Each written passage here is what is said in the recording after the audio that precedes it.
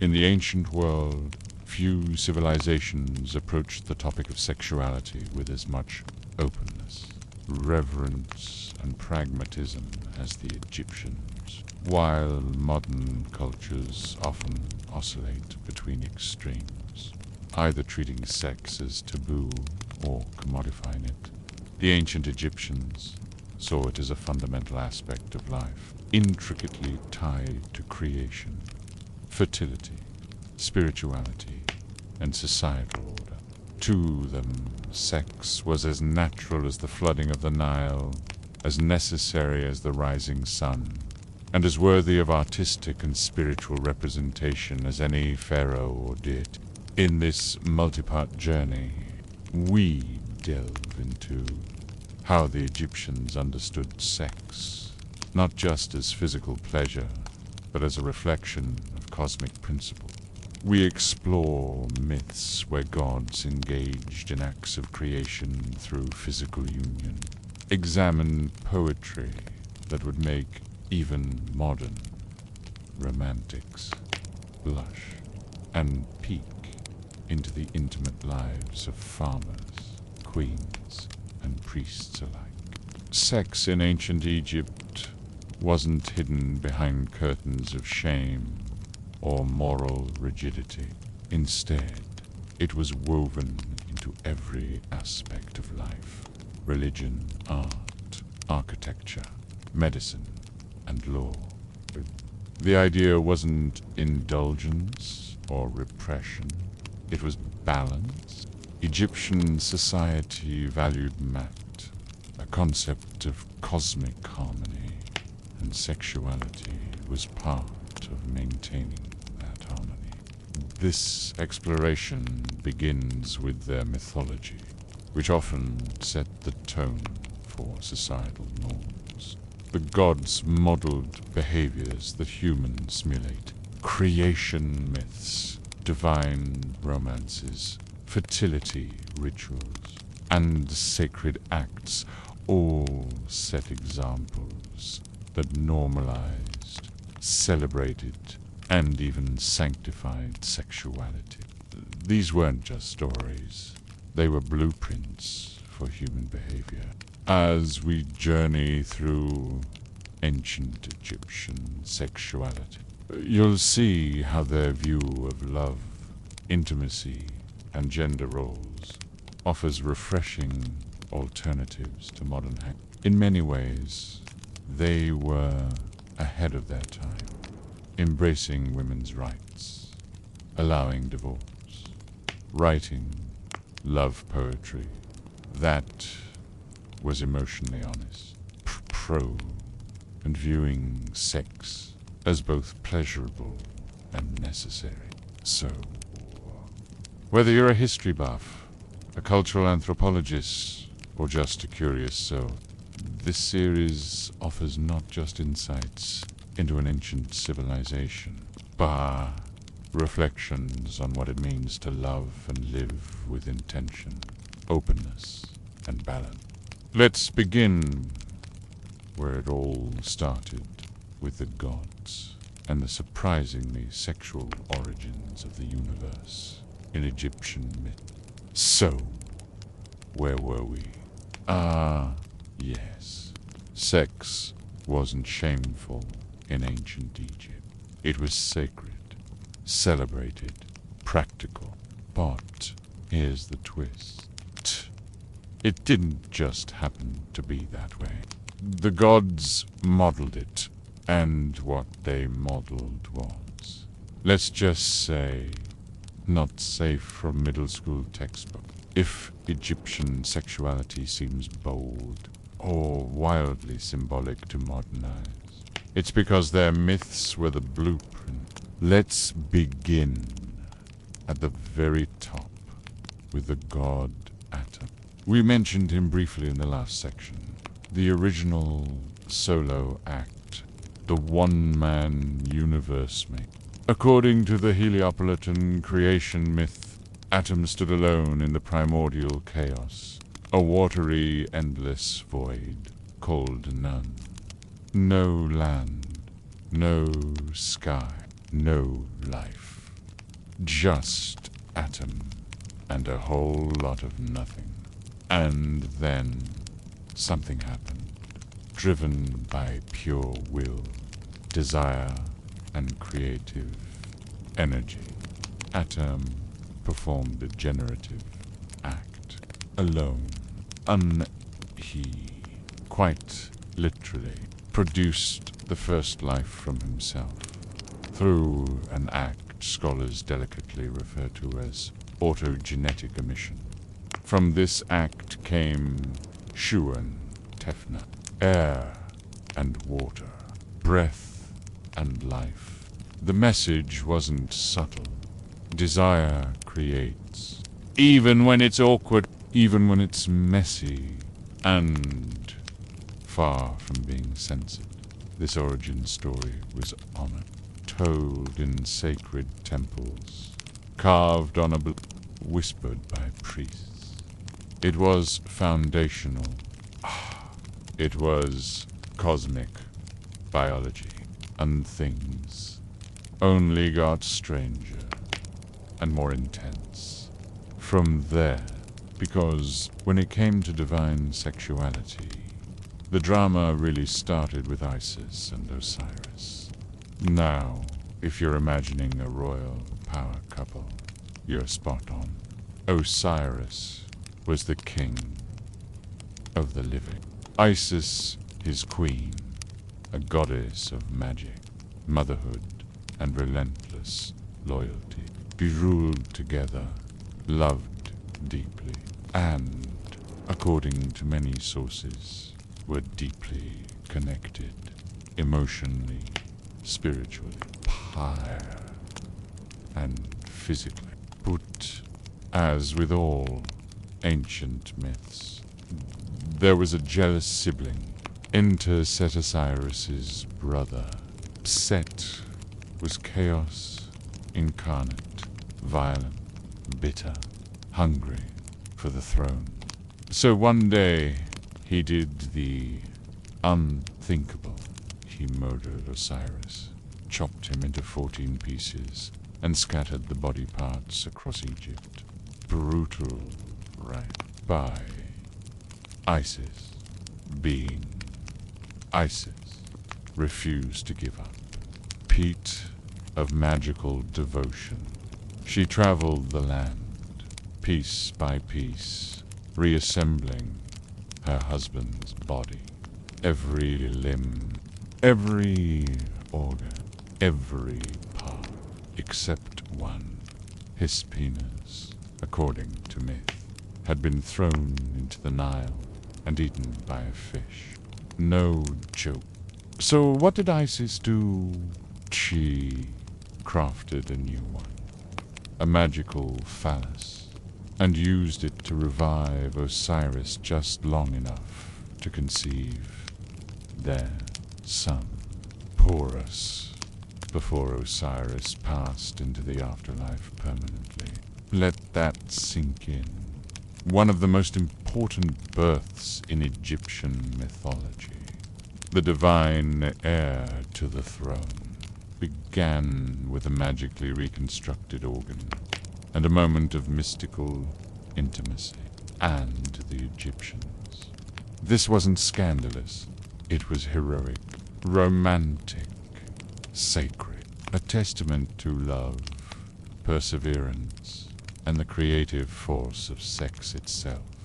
Now, if that seems intense, we're just getting warmed up, because the Egyptians had gods for nearly every aspect of intimacy, and they weren't shy about showing them off.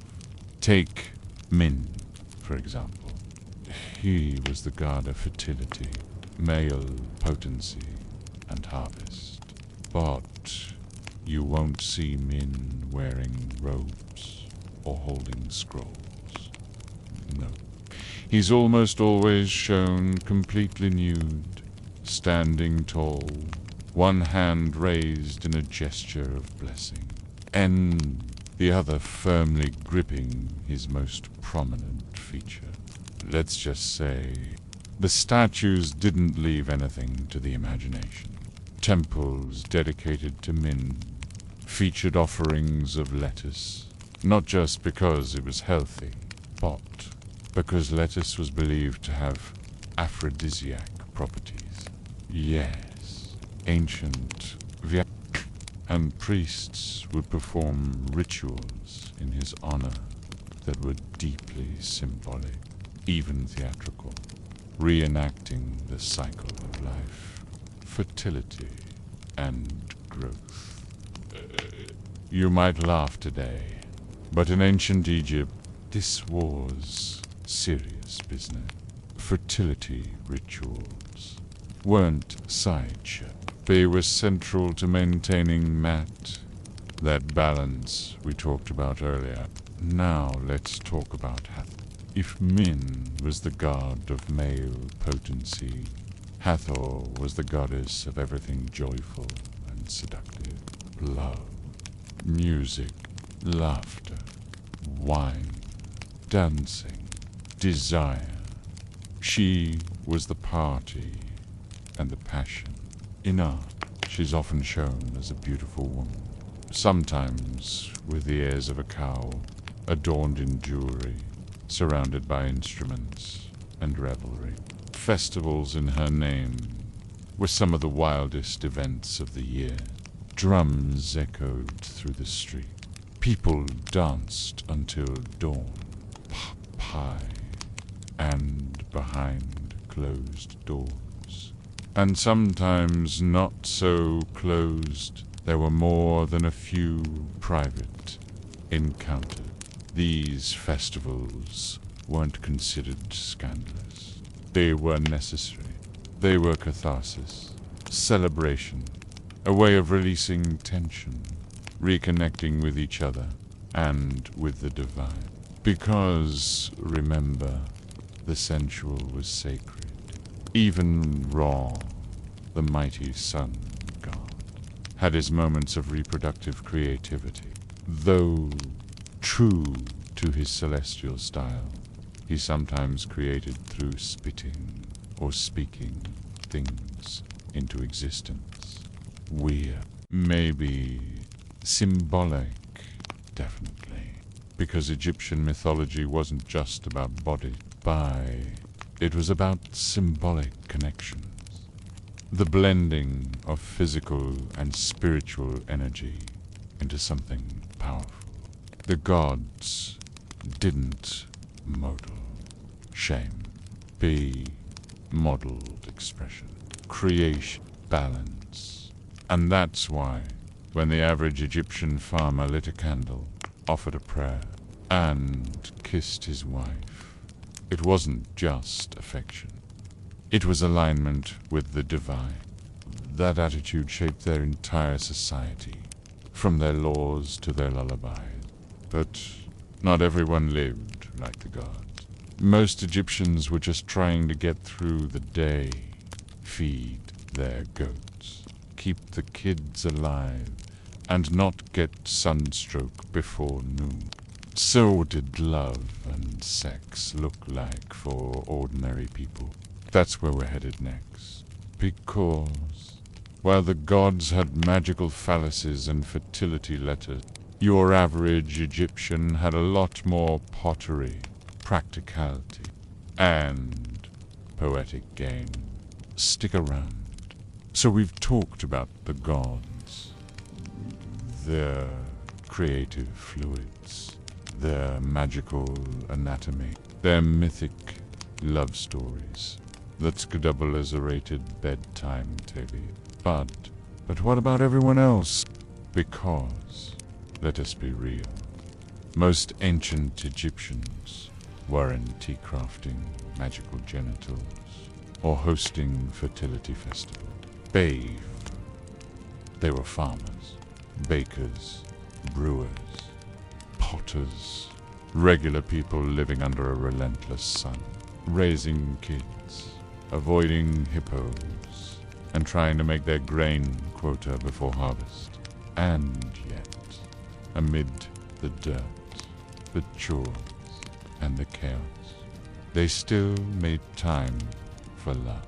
Romance in ancient Egypt didn't look like movie dates or candlelit dinner. It looked like sharing a meal after a long day of threshing. Oh. Or writing a love note on a broken potsherd because papyrus was too expensive. Yes, that happened. We'll get to it. Let's start with the basics. How people met. There were no dating apps. No noble matchmaking ceremony. In most cases, your options were limited to your village, your neighbors, someone your family knew, that cute person to farms over with the nice goats. Proximity was everything. If they could carry water, baked bread, and had all their teeth like that. Marriage was a practical arrangement, but also, surprisingly, a deeply personal one. Yes, families might help pair people up. Yes, households were economic units. But make no mistake, affection mattered. In fact, some of the earliest love poetry in human history comes from ancient Egypt. And it's not just functional. It's emotional, intimate, even tender. Be here's a favorite. Your love has captured me. My heart flutters like a bird. I cannot hold back. I must see your face again. That is not a cold transaction. That is someone writing poetry after watching their crush pull weeds in the lotus field. Another one goes, I lie awake all night, thinking of you. My heart is full of longing. Let that sink in. Pottery. Shards found in workers' villages. Literal, ancient, deep. Be poured their hearts into these fragments. They contextual. They had to etch it into clay. Now about sex. It was private, sure, but not shameful. Most houses in working class villages designated private rooms, little alcoves or sleeping quarters that allowed for intimacy away from the communal area. Did they have the soundproofing of a suburban master suite? Absolutely not. But they did what they could. People didn't need a reason to enjoy intimacy. They didn't ask priests for permission. There were no sermons about abstinence. No lectures on sin. If two people wanted each other, and weren't violating a marriage contract. It was simply part of life. Like planting onions or making beer. And speaking of beer, beer was Egypt's social lubricant. It were everywhere. Safer than water, easier to make, and surprisingly strong. A romantic connection began over a shared jug. A night of music, or a lazy festival under the stars. Flirting. Oh, yes. Some poems describe women braiding their hair a certain way to catch a man's eye. Or men boasting about how strong they were from lifting grain sacks. Forget Instagram thirst traps. Lifting a bag of barley with one arm was peak seduction. Birth, control, and fertility were also part of the conversation. Women knew their bodies. They tracked cycle and while. Their methods weren't exactly modern medicine. They tried. There were recipes written by scribes. 4 contraceptive mixtures. Honey, acacia, date. Inserted using linen. Effective. Debatable. Creative. Absolutely. They even had pregnancy tests involving barley and emmer seeds. A woman would urinate on them, and if the seeds sprouted, she was pregnant. If not, better luck next flood season. And midwives were essential. They weren't just birth attendants. They were counselors, herbalists, and often the unofficial guardians of relationship advice. You can just picture it. A sharp-tongued grandmother midwife muttering, "That man, 1 tea. Keep your fire burning.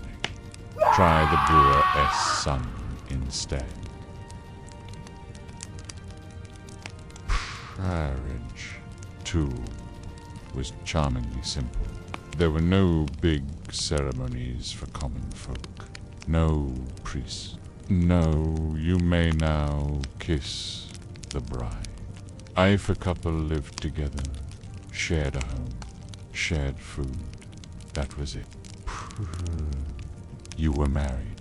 Yes, some couples wrote contracts, usually to clarify property or inheritance, but most didn't bother. There were no rings, no elaborate clothes, no wedding cakes shaped like pyramids. If you brought bread, linen, and mutual patience, that was enough. There were even legal protections for women, something that surprises many modern readers. A woman in Egypt could own property, inherit land, divorce her husband, take him to court if he cheated or hit her, keep custody of her children. Not bad for 3,000 years ago. And while fidelity was valued, especially in theory, things were a little more flexible in practice. Adultery could bring social shame, especially for women. But it wasn't usually a legal issue, unless it disrupted inheritance, or a spouse made a formal complaint. Mostly, it was handled the way small towns always handled drama. Gossip side-eye, and poetic shade. If a couple split, divorce was straightforward. There were no trials, no drawn-out court battles.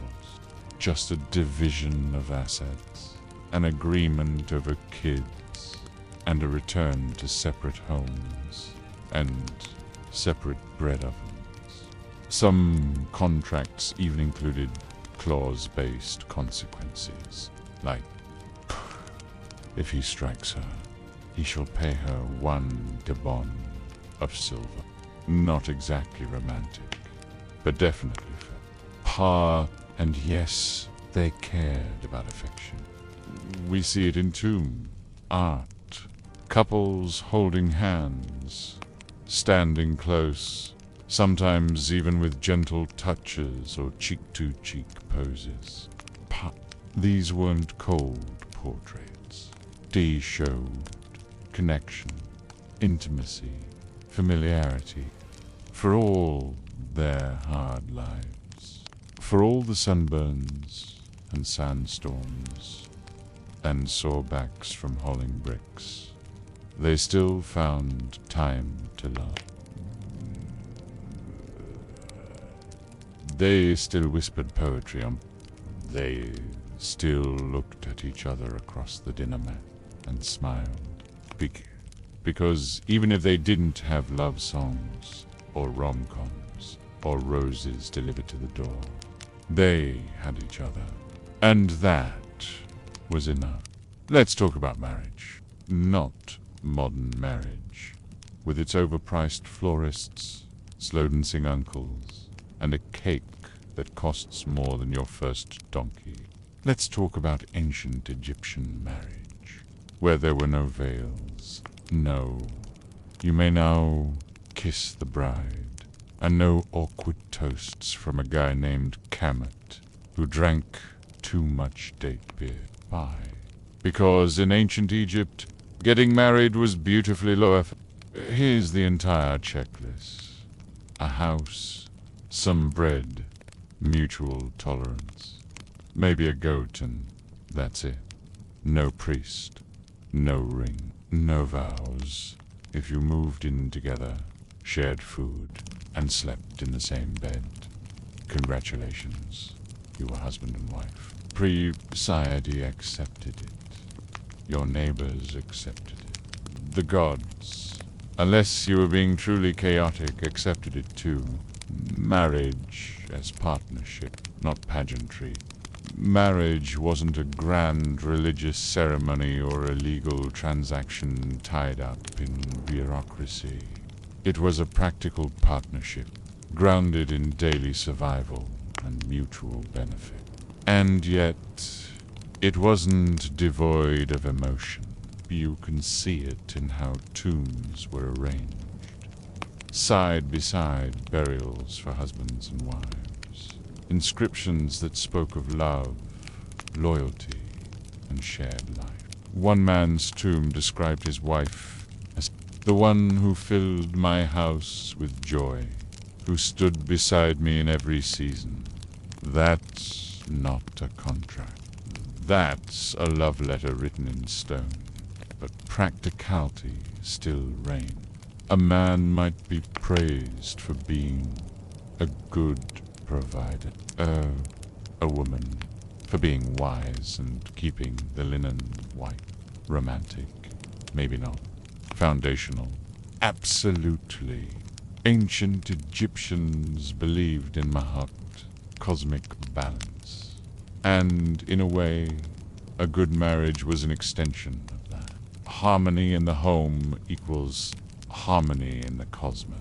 And that harmony was built on routine, trust, and affection, not elaborate ceremonies or religious mandates. What about marriage contracts? As Egypt evolved, especially during the later New Kingdom and Greco-Roman periods, couples sometimes drew up marriage contracts, not because the gods demanded it, but because, well, life is complicated. These contracts weren't love poems. They were closer to prenups meets insurance policy. And they spelled out who owned what, who brought which linens and livestock into the household, what would happen in case of separation, and occasionally penalties for bad behavior, for example. A contract might include, if the husband takes another wife without consent, he shall pay 1 dibon of silver. Another one. If the wife leaves the home without reason, she forfeits her debt. It was all very businesslike, but beneath the practical language was something surprisingly modern. Boundaries. Clear expectations. A mutual desire to be fair. Bro. And sometimes they even included emotional clauses, like promising not to strike each other or cause public embarrassment. Not quite in sickness and in health, but not too far off either. Boo-boo. Who had the power? This might surprise you. Ancient Egyptian women had more legal rights than many women in later civilizations. They could own property, inherit land, and businesses sue in court divorce. Their husbands keep custody of children, remarry freely, in fact. There are legal records of women suing their ex-husbands for unpaid dowries or wrongful treatment, and winning. Let that sink in. A woman in 1300 BCE could do something many women couldn't in 1800 CE. She was expected to be loyal, yes, and to manage her household well. But she wasn't a prisoner of marriage. If things weren't working, she could walk away. And no one was going to burn her at the stake or call it immoral. Marriage in Egypt was seen as a union of equals, not always in power, but in responsibility. A man might bring strength, a woman wisdom. Together, they built a household, economically, emotionally, spiritually. What did a married life look like?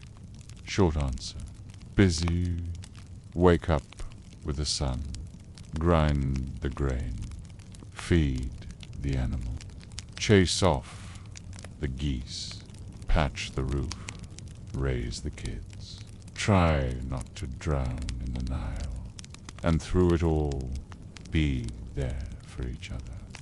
Husband and wife, shared work, meals, parenting, and, when they could manage it, moments of intimacy. In well-preserved workers' villages like Dira, we see clear evidence of family units.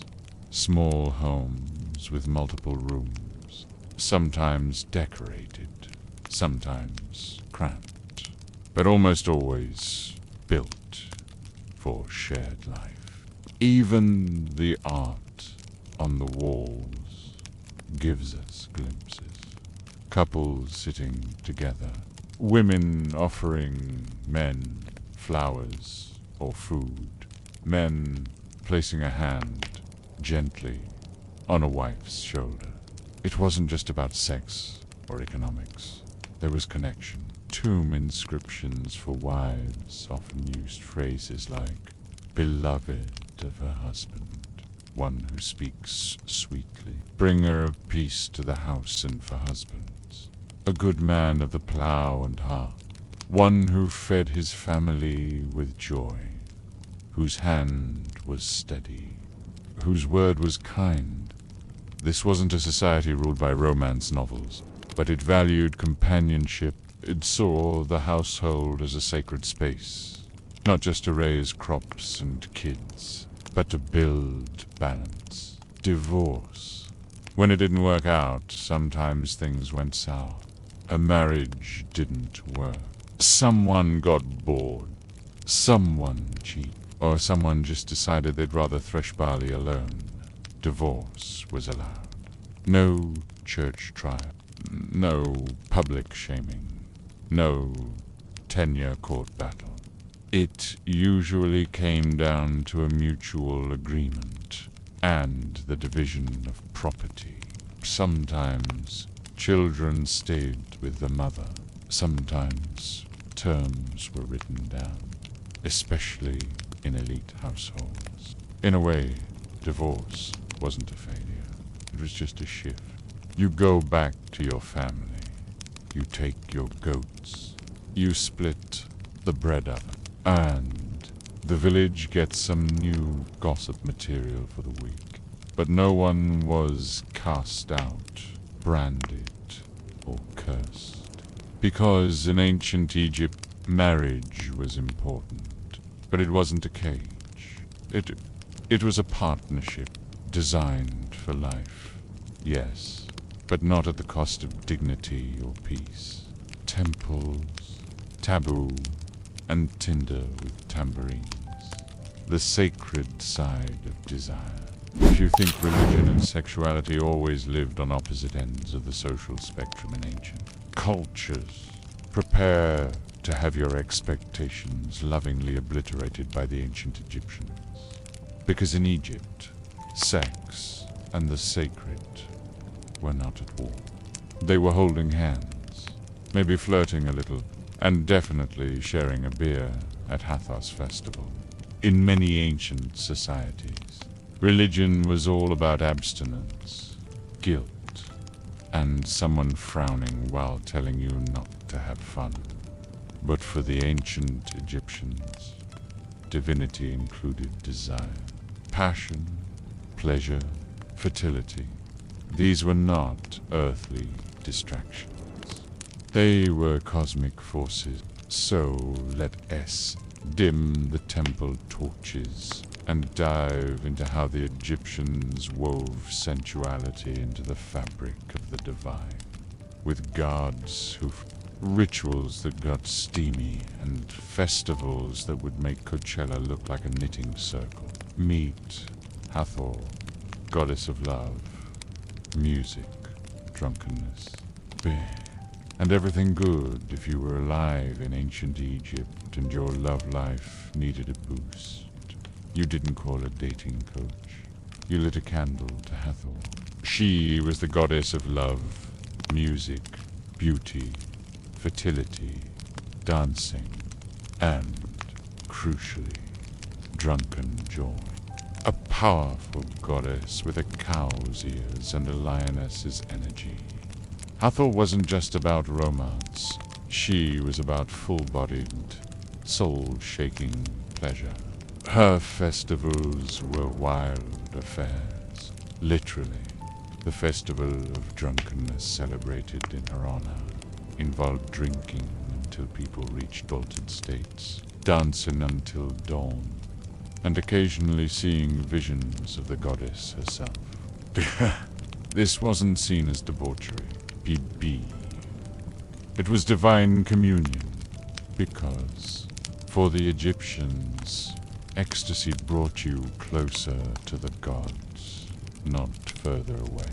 Hathor's temples were often adorned with carvings of music, dancing, and joy. Reminders that sensuality was sacred, not sinful. Enter men, Egypt's original fertility icon. Now let's talk about Min, god of fertility and male potency. There's no delicate way to put this. Min had a giant, very prominent penis, always erect, always ready, and no one blushed about it. In fact, worshippers offered him lettuce, a vegetable the Egyptians believed had aphrodisiac property.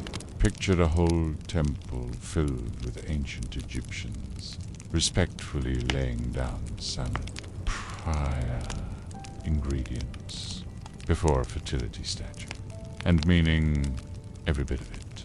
Min was a god for new life, whether that meant crops, animals, or babies. And his open portrayal of masculinity wasn't crude. It was life-affirming. To the Egyptians, sexual potency wasn't vulgar. It was essential to agriculture, to continuity, to cosmic balance. Sacred sex and ritual intimacy now. Let us tread into territory that still sparks debate among historians. Was sex ever part of temple ritual? The answer is complicated, but also kind of fascinating. There is no solid evidence that ancient Egyptian temples held routine sacred sex rituals, like those of some Mesopotamian neighbors.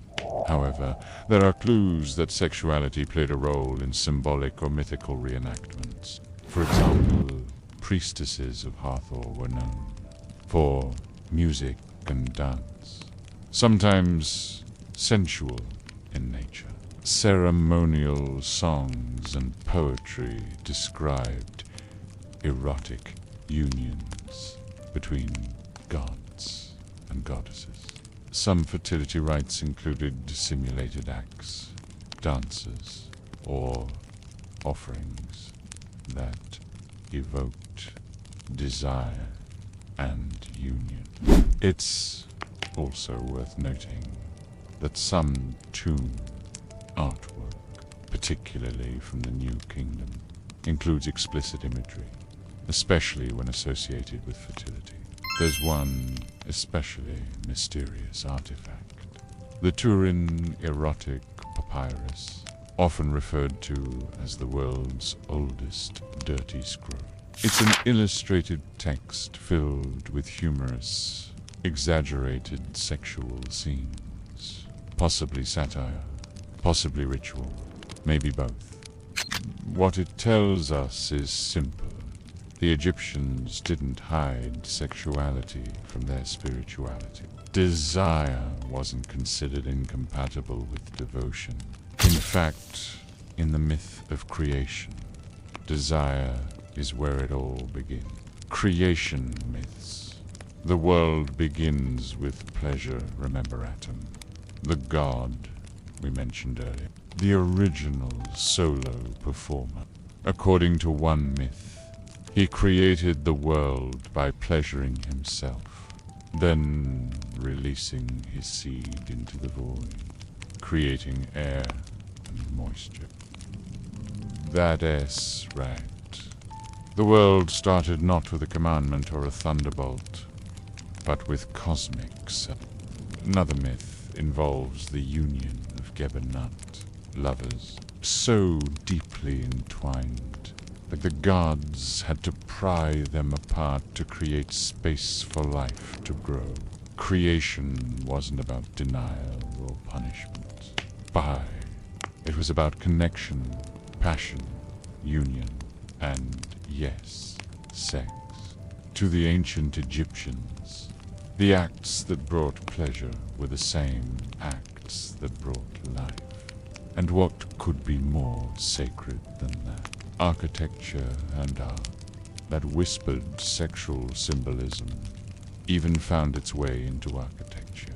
Some temples featured carvings of fertility gods. Some had hidden chambers used for ritual conception or purification. Prude. And then there were the amulets, thousands of them, shaped like phalluses, used to ward off evil, boost fertility, or just ensure good luck during childbirth. These weren't hidden or shameful. They were worn, carried, gifted. Imagine giving someone a penis-shaped charm at a baby shower and having them say, "Oh, how thoughtful, thank you."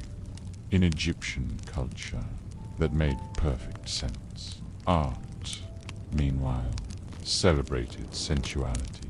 Love poems were carved into a stucca, tomb walls, and papyri, filled with yearning, metaphor, and sometimes downright bold declarations.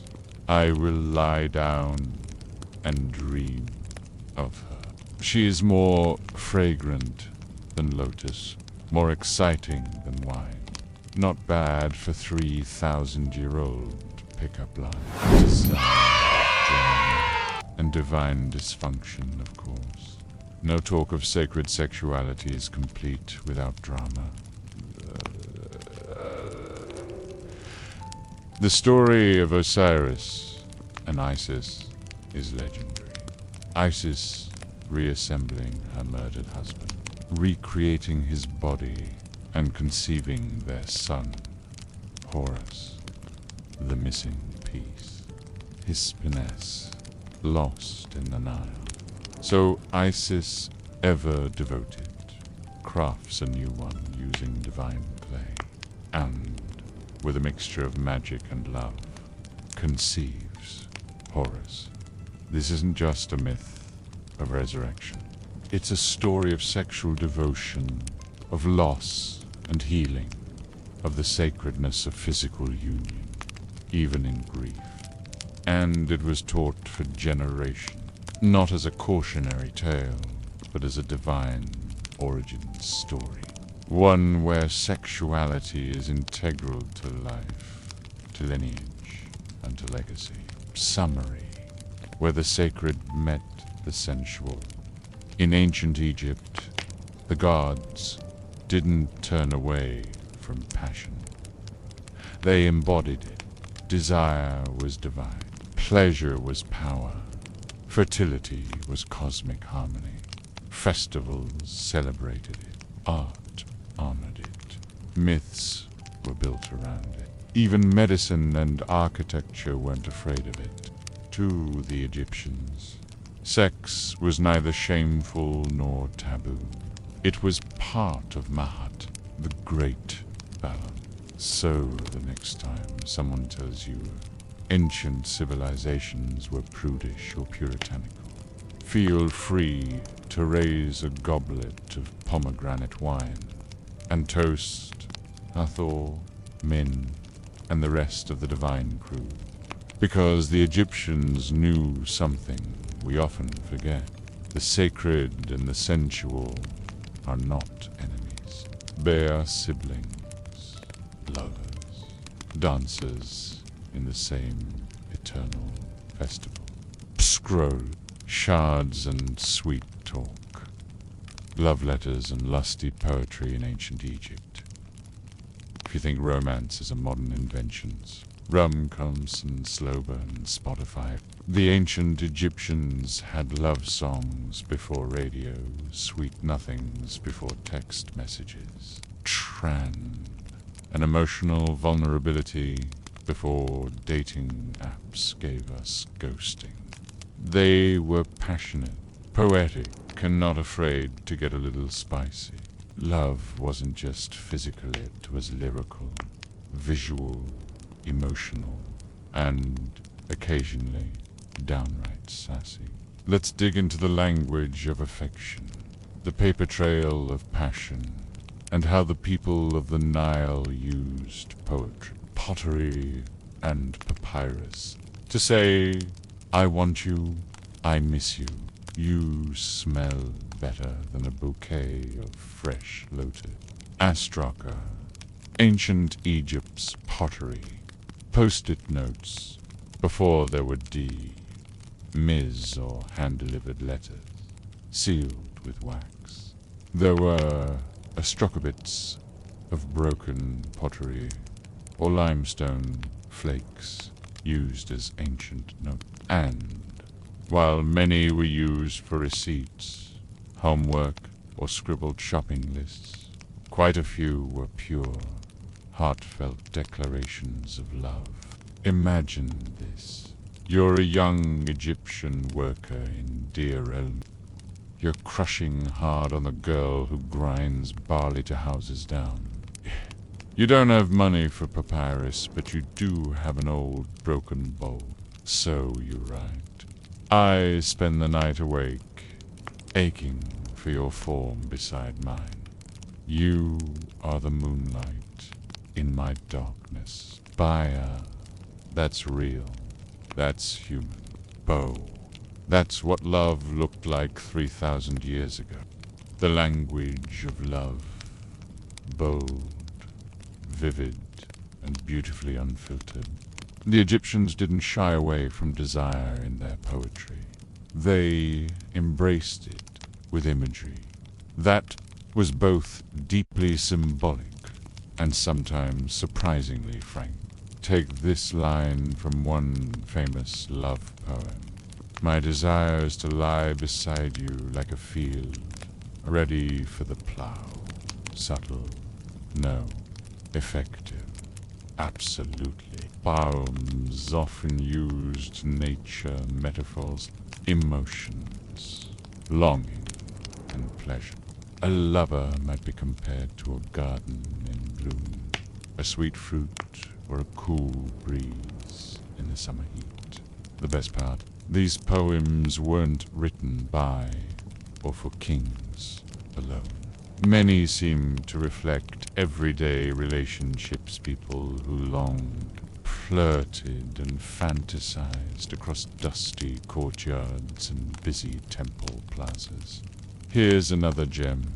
I kiss her while she speaks. She opens her mouth. I am joyful without her. I am like a man in the desert with no water. Swoon and possibly sweat a little. He said, she said. Dual perspectives in poetry. A beautiful feature of Egyptian love poetry is the duality of voice. Many surviving verses include alternating stanzas from both male and female perspectives, allowing us a rare glimpse into ancient emotional equality. For example, she says, my heart flutters when I see him coming. My limbs tremble. I cannot hold the water jar. He replies. She walks past me, and my eyes follow. She does not speak, yet she fills my ears with song. There's desire here, yes, but also admiration. tension, humor, emotional nuance. It's an early example of romantic storytelling. 2. People dancing through language, unsure and excited, hesitant and bold. If Netflix had been around, the Egyptians would have had their own slow burn miniseries. The art of seduction. Subtle wordplay. Egyptian poets were not afraid to wink at their audiences. Sometimes their metaphors were subtle. A woman being sweet with honey might be both a compliment and an invitation. Other times they were, well, less subtle. Line slang. She opens her door to me. I enter with joy. Have prompted more than a few smirks among scholars. The tone ranges from tender to teasing, passionate to playful. There's no pretense of icy reserve or stiff decorum. These were people who felt and who found in poetry a place to express those feelings freely. Formality and feelings. When love became legal, love wasn't always fleeting or casual.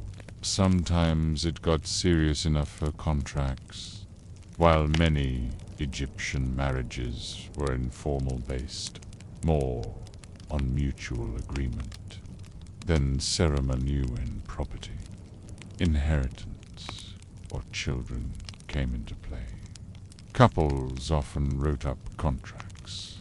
Some included clauses about fidelity, property sharing, and expectations of behavior. Occasionally, you'll even find what can only be described as emotional insurance policies. If he strikes her, he shall compensate her in silver. If he takes another woman, he must provide double her portion. Not quite roses or red, but still a very direct way of saying, treat me well. Love in the daily life. Between laundry, livestock, and longing.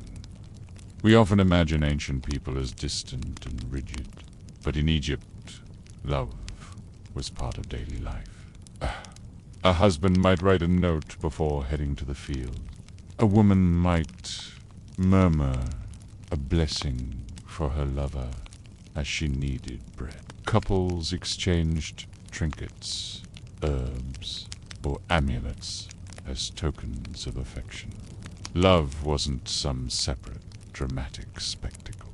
It was woven into life, celebrated openly, and respected even in tomb inscriptions. Lovers were remembered not just as spouses, but as companions.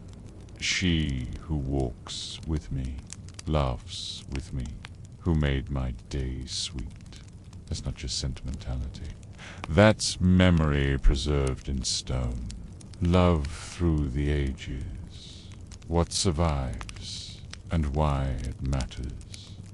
Much of what we know about Egyptian love comes from the New Kingdom period, when poetry flourished and more personal writings were preserved.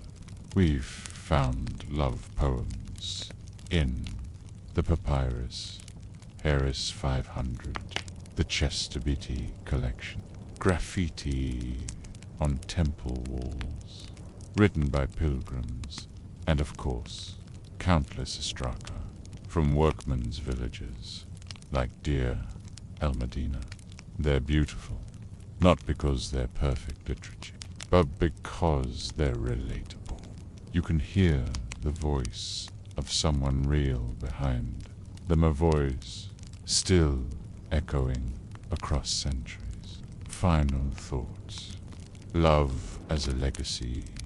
The ancient Egyptians believed that what is remembered, and in these small, tender fragments hung, crumbling pottery, faded papyrus, poor or carved in tombs.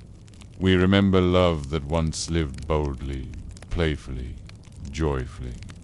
Their words remind us that romance is universal, that desire is timeless. Bet that even in a world ruled by pharaohs and gods, a glance, a note, or a whispered poem still made hearts race. So next time you struggle with how to say, I love you, just remember, somewhere in the desert, a 3,000-year-old poet already nailed it with a lotus blossom, and forbidden fruit, and family trees, incest, inheritance, and royal romances. Imagine this. You're a pharaoh. You're a living god on earth. Your bloodline isn't just noble, it's divine. You're descended from Ra, the sun god himself. You don't just rule your people, you shine for them. So, when it comes time to choose a partner, you don't just ask who's charming or who makes the best date palm beer. You ask, who else shares this godlike blood? And often, the answer was, my sister.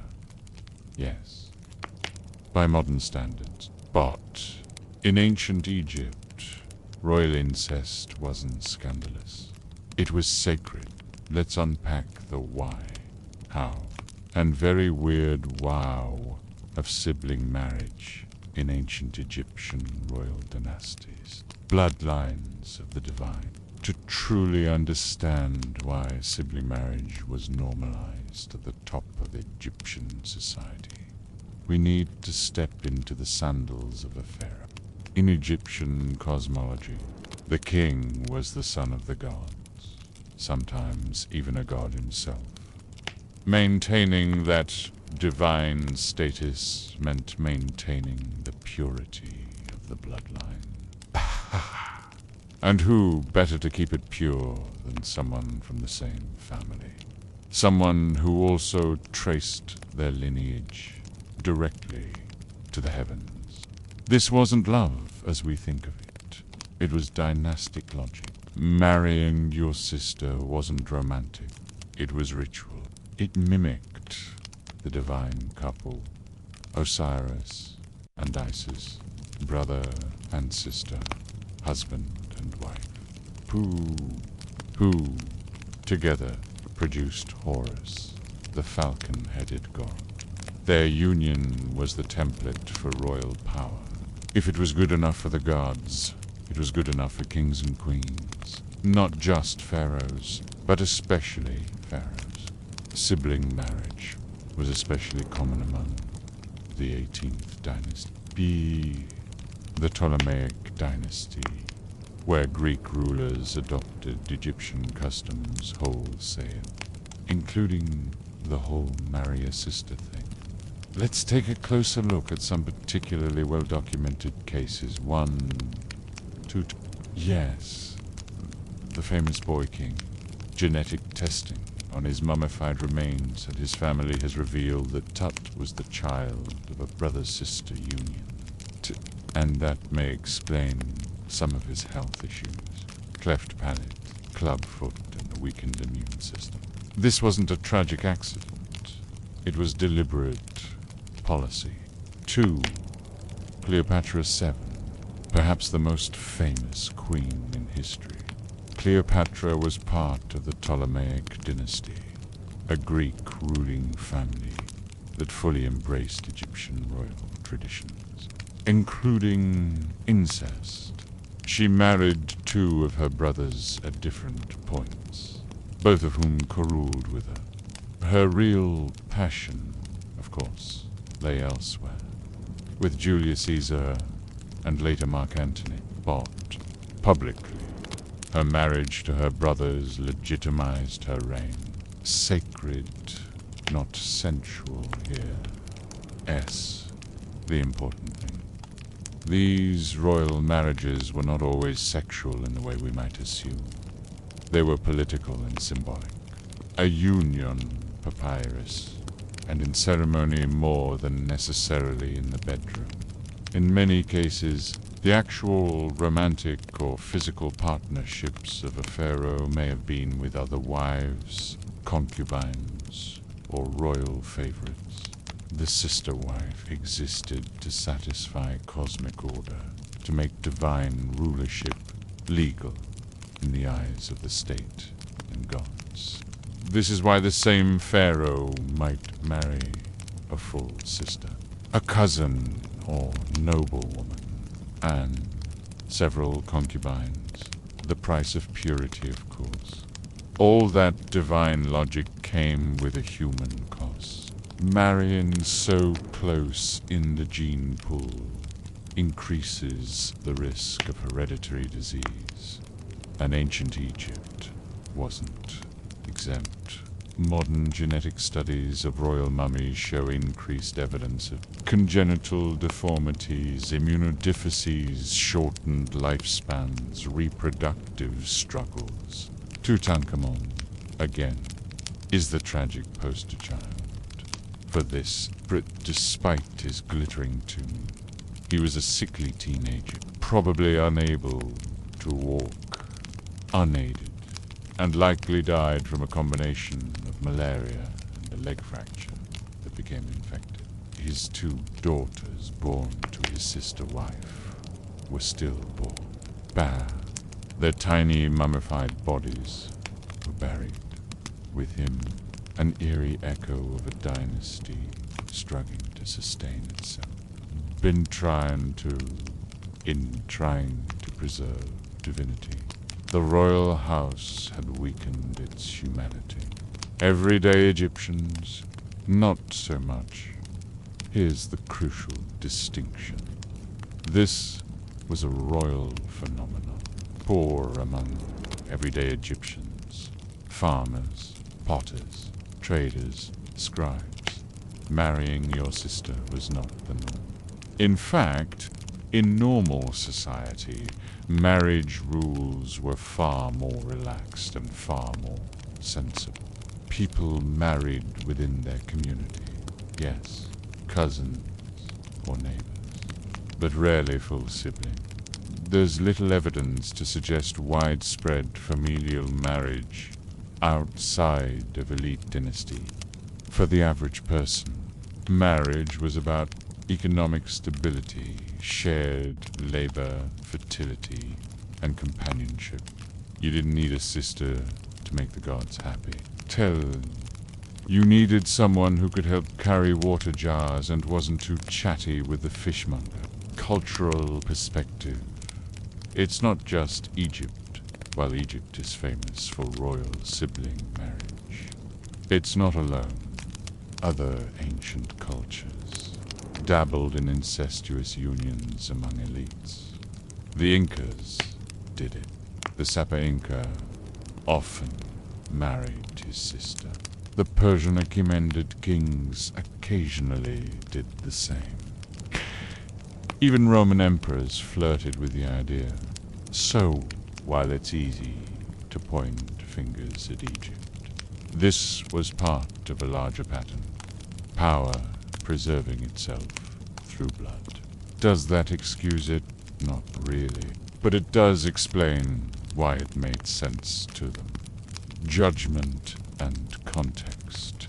It's tempting to look back and judge. But that's the thing about history. It's not always about who was right, but about why people did what they did. To the ancient Egyptians, divine order mattered more than biology. The gods set the pattern, pharaohs followed.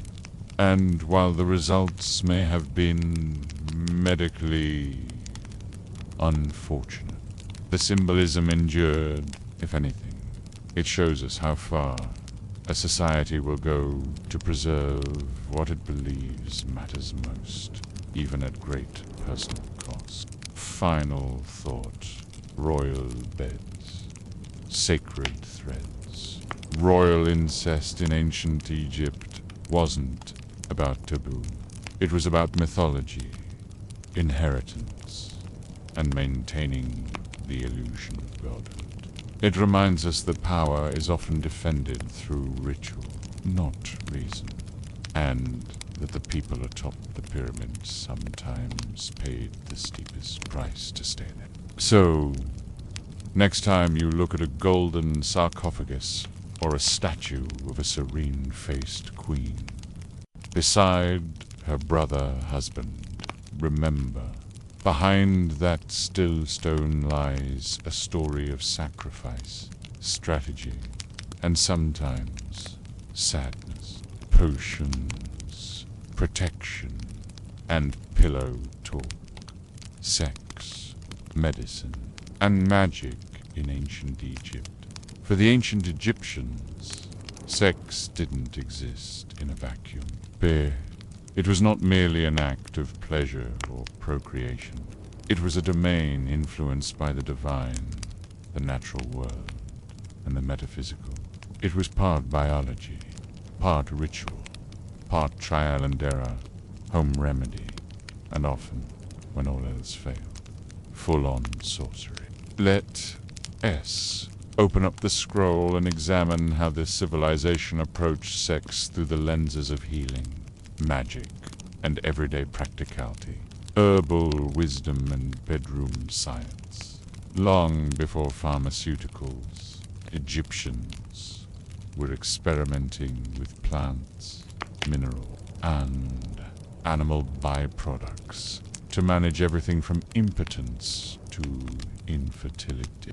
Here are just a few real examples from medical papyrus, such as the Ebers papyrus and the Cahoon gynecological papyrus. Contraceptives, believe it or not. The Egyptians had recipes for birth control, some oddly effective, others less so. Crocodile dung plus honey plus fermented dough inserted vaginally. Yes, you read that right. Dung was believed to form a physical barrier. Acacia gum, also used as a pessary. Modern science has shown acacia ferments into lactic acid, a mild spermicidal effect. They weren't just guessing. They were onto something. Mixtures of ground dates, honey, and acacia. Sweet, sticky, and likely quite inconvenient. These recipes weren't limited to medicine. They were rituals, too. Some were recited with spells, invoking deities for protection. You didn't just apply the paste. You invoked Hathor or Isis to keep you safe. Aphrodisiacs and fertility boosters if passion was flagging. Pregnancy proved elusive. The Egyptians turned to lettuce, associated with men, the fertility god. It was believed to stimulate male potency. Onions, worn, eaten, or inserted, associated with vitality, strength, and possibly marital bravery. Honey is staple in sexual healing, used in tonics, salves, and charms. Men suffering from erectile dysfunction, or prescribed ointment rubs, ritual prayers, or amulets shaped like erect phalluses.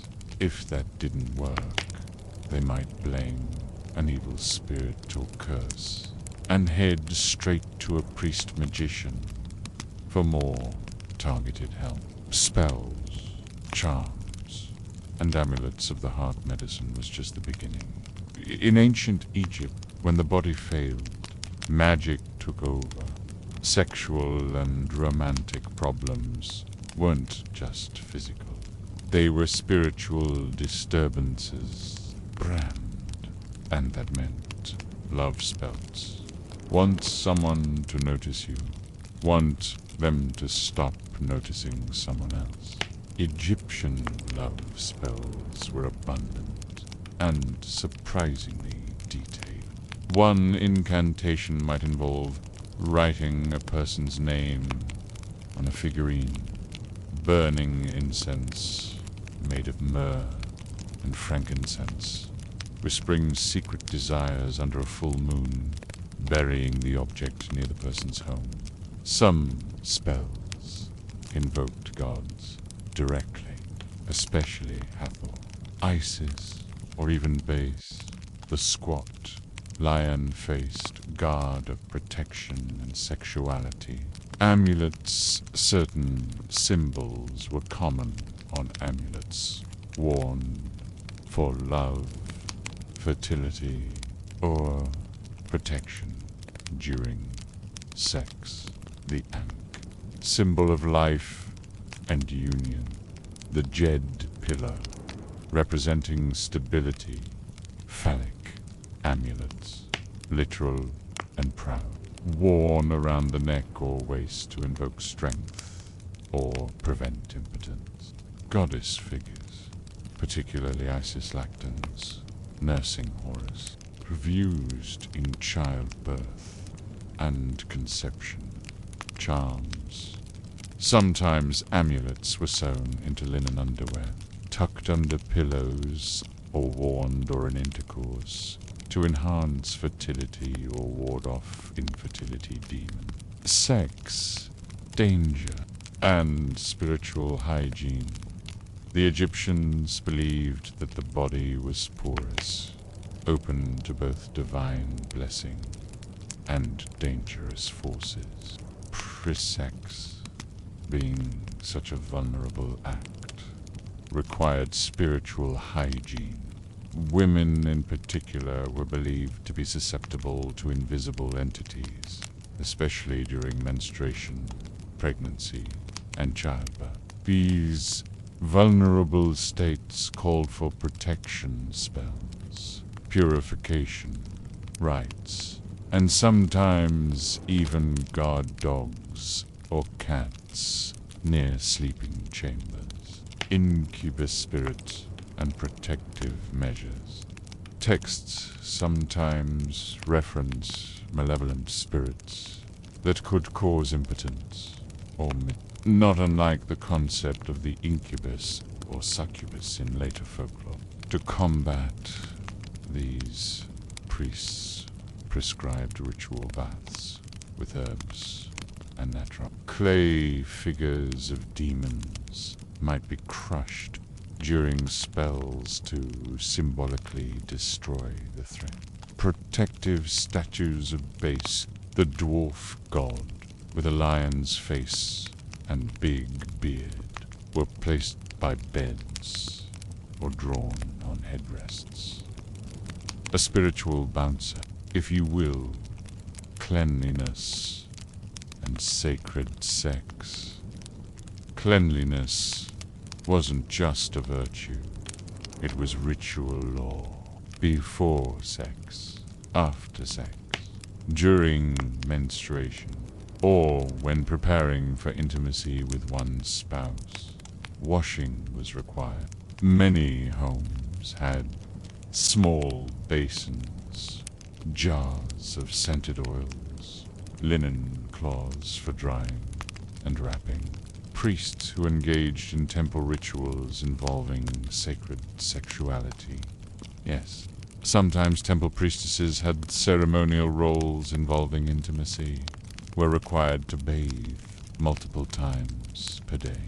Even perfume had spiritual uses. Fragrances made of lotus, myrrh, and frankincense were said to attract gods, lovers, or both. When things went wrong, not every love story ended well. Infertility, impotence, infidelity. These could lead people to divination, where priests or wise women might read dreams, interpret omens, or use scrying bowls to understand what spiritual forces were involved. If a woman miscarried repeatedly, it could be seen as the result of a curse, a vengeful ancestor, or a forgotten offering to a deity like Hathor. And yes, even dead lovers might be blamed. In rare cases, Egyptians believed that a deceased partner could return in dreams or visions to interfere with new relationships, a kind of ghostly possessiveness that required ritual banishment or exorcism. Rites, sex education, Egyptian style. So how did people learn all this? Simple. They listened, watched, and remembered. Grandmothers were often the keepers of knowledge about contraception, midwifery, and pregnancy remedies. Priests and scribes documented the more formal rituals and recipes. Erotic poetry and tomb inscription preserved both humor and advice. Education wasn't systematic. It was generational and experiential. And while men and women both participated in sexual rites and remedies, it's likely women carried the practical knowledge, passed down mother to daughter, friend to friend, generation to generation. Final thoughts. More than flesh, less than taboo. In the end, the Egyptians didn't draw a hard line between sex, science, and sorcery, where our modern world might silo them apart. Medicine in hospitals, magic in fiction, sex in whispers. Ancient Egyptians saw them as threads in the same tapestry. To them, sexuality was not just about desire. It was about creation, power, balance, and health. It could bring joy or ruin, life or disease, be. And when it did either, they turned to everything they had, from honey and lettuce to spells and incantations, to tip the scales in their favor. Because when it came to the great mysteries of the body and heart, no stone was left unturned, no onion, and no crocodile done untried. Erotic art, poetic passions, and how the Egyptians really felt about pleasure. If you've ever wondered whether ancient Egyptians wrote love letters, drew sexy doodles, or got flustered around their crushes, the answer is a resounding yes. Beneath the myths, medicine, and marriages was a culture that was unafraid of desire, and that expressed affection with warmth, humor, and vivid imagery. Ancient Egyptian civilization was deeply sensual, not just in action but in language and creativity. Besang painted and etched their feelings into walls, tombs, potsherds, and scrolls, and some of it surprisingly relatable.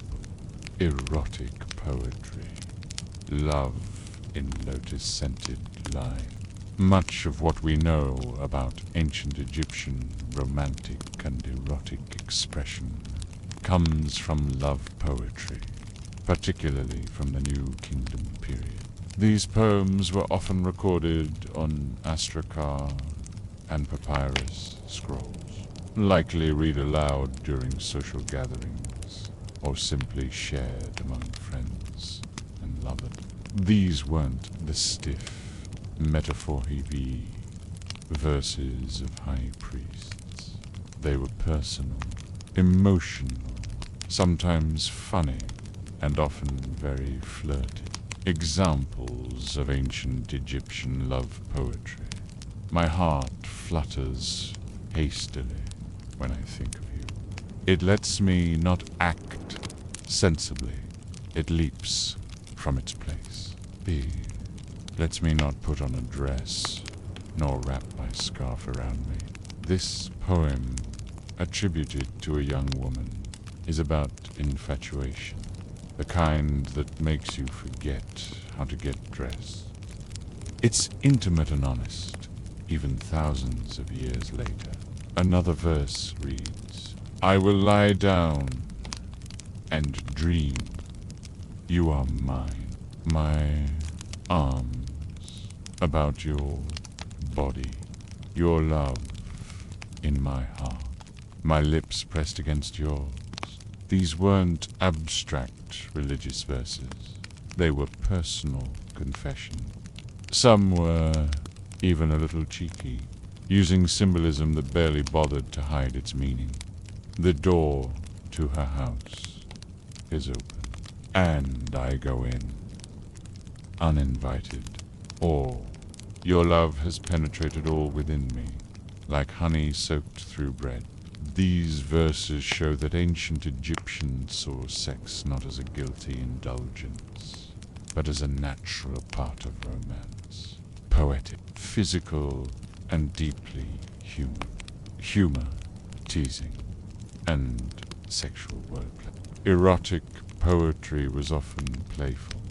Some verses contain double meanings, using metaphors like fruit, boats, and birds to symbolize sexual desire or anatomy. Here's one. She is more beautiful than all other women. See, she comes walking the road. I sneak behind her. My heart is leaping. Subtle, maybe not. But it reveals that even in antiquity, people flirted with nervous energy, longed from afar, and sometimes made questionable decisions when Egyptians used humor and innuendo, especially in oral performance, much like modern cultures. Laughter and desire were often intertwined. Love wasn't always serious. Sometimes it was silly, impulsive, and joyfully awkward. Erotic art, the sacred, the playful, and the graphic, unlike their poetry, which could be coy or metaphorical. Egyptian erotic art sometimes went the other direction. Blunt, detailed, and startlingly graphic. Let's break it down by tone and setting. In sacred contexts, most temple and tomb art wasn't overtly sexual, but subtle references to fertility and union were common. Lotus blossoms symbolized sensuality and wreath. Intertwined snakes or lions could imply sexual or romantic relationships. Goddesses, like Hathor, were depicted nude or semi-nude, often surrounded by music and dance, evoking joy and erotic energy. Sex was part of Mat, the balance of life. Depicting it wasn't shameful, it was affirming. In satirical or private art. Then there's the Turin erotic papyrus, one of the most explicit ancient artworks ever discovered, dating to around 1150 BCE. This papyrus contains a series of graphic erotic scenes involving men and women in exaggerated sexual positions. Scholars debate its purpose. Was it satire, erotica, or magical symbolism? Likely a combination. What's important is this. The drawings aren't ashamed. They're confident, humorous, and open, rather than hiding sex behind euphemism or religious chastity. The artist embraced it, often exaggerating bodies and poses, perhaps for comic or magical effect. Erotic art also included phallic amulets, and figurines, lamps and coal, containers shaped like genitals, bed legs carved as lion or bull shapes, symbols of sexual potency, couples, and connection, more than just sex Egyptians. Bai also depicted emotional intimacy in ways rare for ancient art. Tombs show husbands and wives holding hands, embracing or sitting together. Some inscriptions mention long marriages, shared joy, and mutual affection. Phrases like my brother and my sister were common romantic terms, not literal family, but poetic expressions of closeness and trust. One particularly moving tomb inscription reads, "She was my wife, my beloved. She lived in my heart, and I in her. We shared bread and laughter until the gods called her away." These were not cold transactions. The ideal relationship in Egyptian thought included emotional harmony, physical connection, and domestic peace. Everyday people, everyday passion. Not all Egyptians wrote poetry or painted murals. But even the humbler classes left behind traces of love and desire. A stroker with love notes. I think of your face when I drink wine. Household charms, prayers for fertility or lasting affection. Songs sung in fields. Impromptu love lyrics between workers. Even graffiti survives, scrawled on tomb walls or hidden corners of temples. Messages like, "I was here with my lover," or "She is sweeter than beer on a hot day." The human heart doesn't change, but final thoughts. The art of feeling.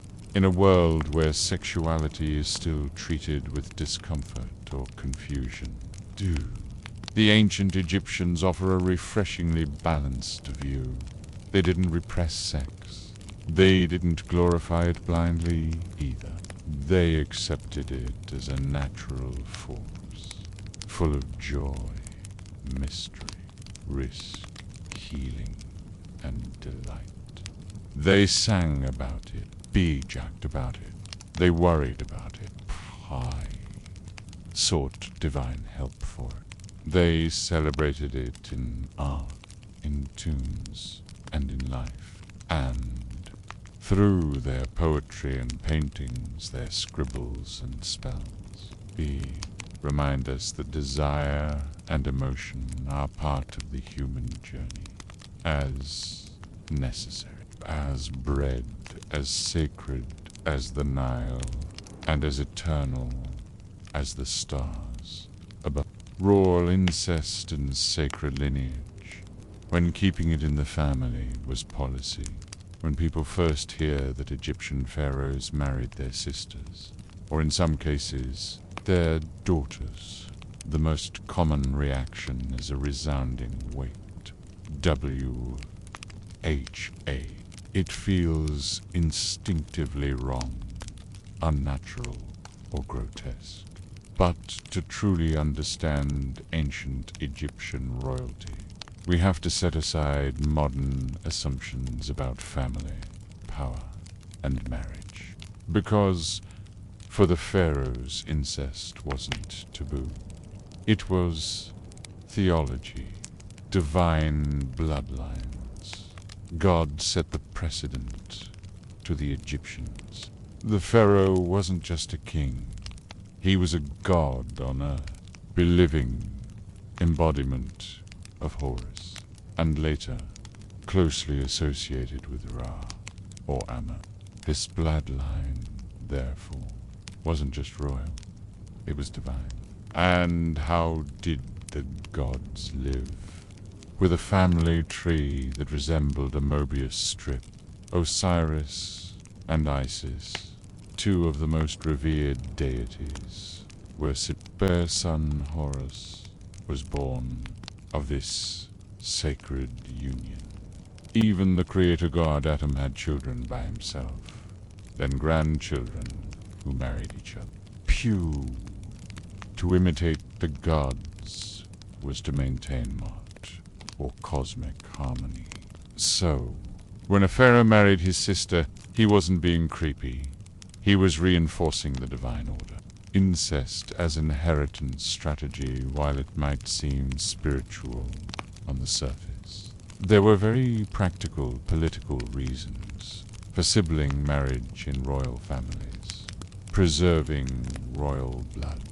In a world without DNA tests or birth certificates, keeping power in the family meant literally doing so. Marrying siblings helped prevent rival claims, limiting outsiders, allowing a non-royal, especially a woman from another powerful family, into the throne room, could destabilize dynasties. A sister or daughter was considered safe, concentrating wealth and power. If royal heirs were born from within the immediate family, the throne stayed consolidated, legitimizing rule. Marrying the right person was sometimes the only way to legally ascend the throne. For example, a prince might not be allowed to rule unless he married the king's daughter. Historical examples. Who married whom? Let us look at some real pharaohs who practiced royal incest, past, and how it worked out for them. 1. Tutankhamun, King Tut, married his half-sister, Anki-Zineman, daughter of Queen Nefertiti, and Pharaoh Akhenaten. Their tombs reveal a tragic side. They had 2 stillborn daughters, possibly as a result of genetic complications from inbreeding. CT scans of Tut's mummy reveal numerous health issues, a cleft palate, clubfoot, and possible bone disease. Again, potentially the result of generations of familial pairing. To Akhenaten and Nefertiti. Akhenaten, Tut's father, was known for religious revolution and eccentric arts, but his family tree was just as complex. While he famously ruled alongside his wife Nefertiti, some theories suggest he may have taken one of his own daughters as a secondary wife later in life. Threat, Ptolemaic dynasty. The most aggressive incest practitioners were the Greek who ruled Egypt after Alexander the Great. Cleopatra the Seventh. Yes, the Cleopatra married 2 of her brothers, Ptolemy the 13th and Ptolemy the 14th, as part of political tradition. She later had children with Julius Caesar and Mark Antony, but her throne was secured through blood ties. This dynasty often named sons Ptolemy and daughters Cleopatra, making family trees feel like a looping soap opera. B were notorious for their violent internal conflicts. Some marriages ended in poisonings and palace coups. Was incest legal or expected among commoners? Short answer, absolutely not. While royal families used incest to preserve their divine status, everyday Egyptians didn't marry their siblings.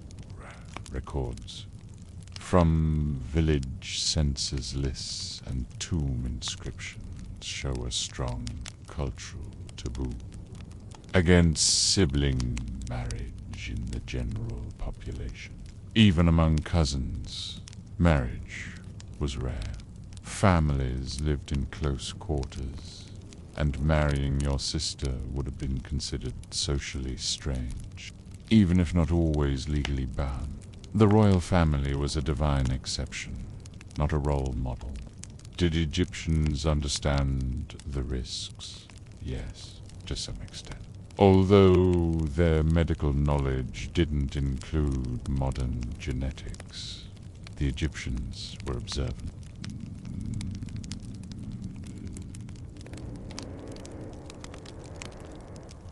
I can tell you how they associate with repeated miscarriages, deformities, or frailty with cursed unions or divine disfavor, but not necessarily with incest.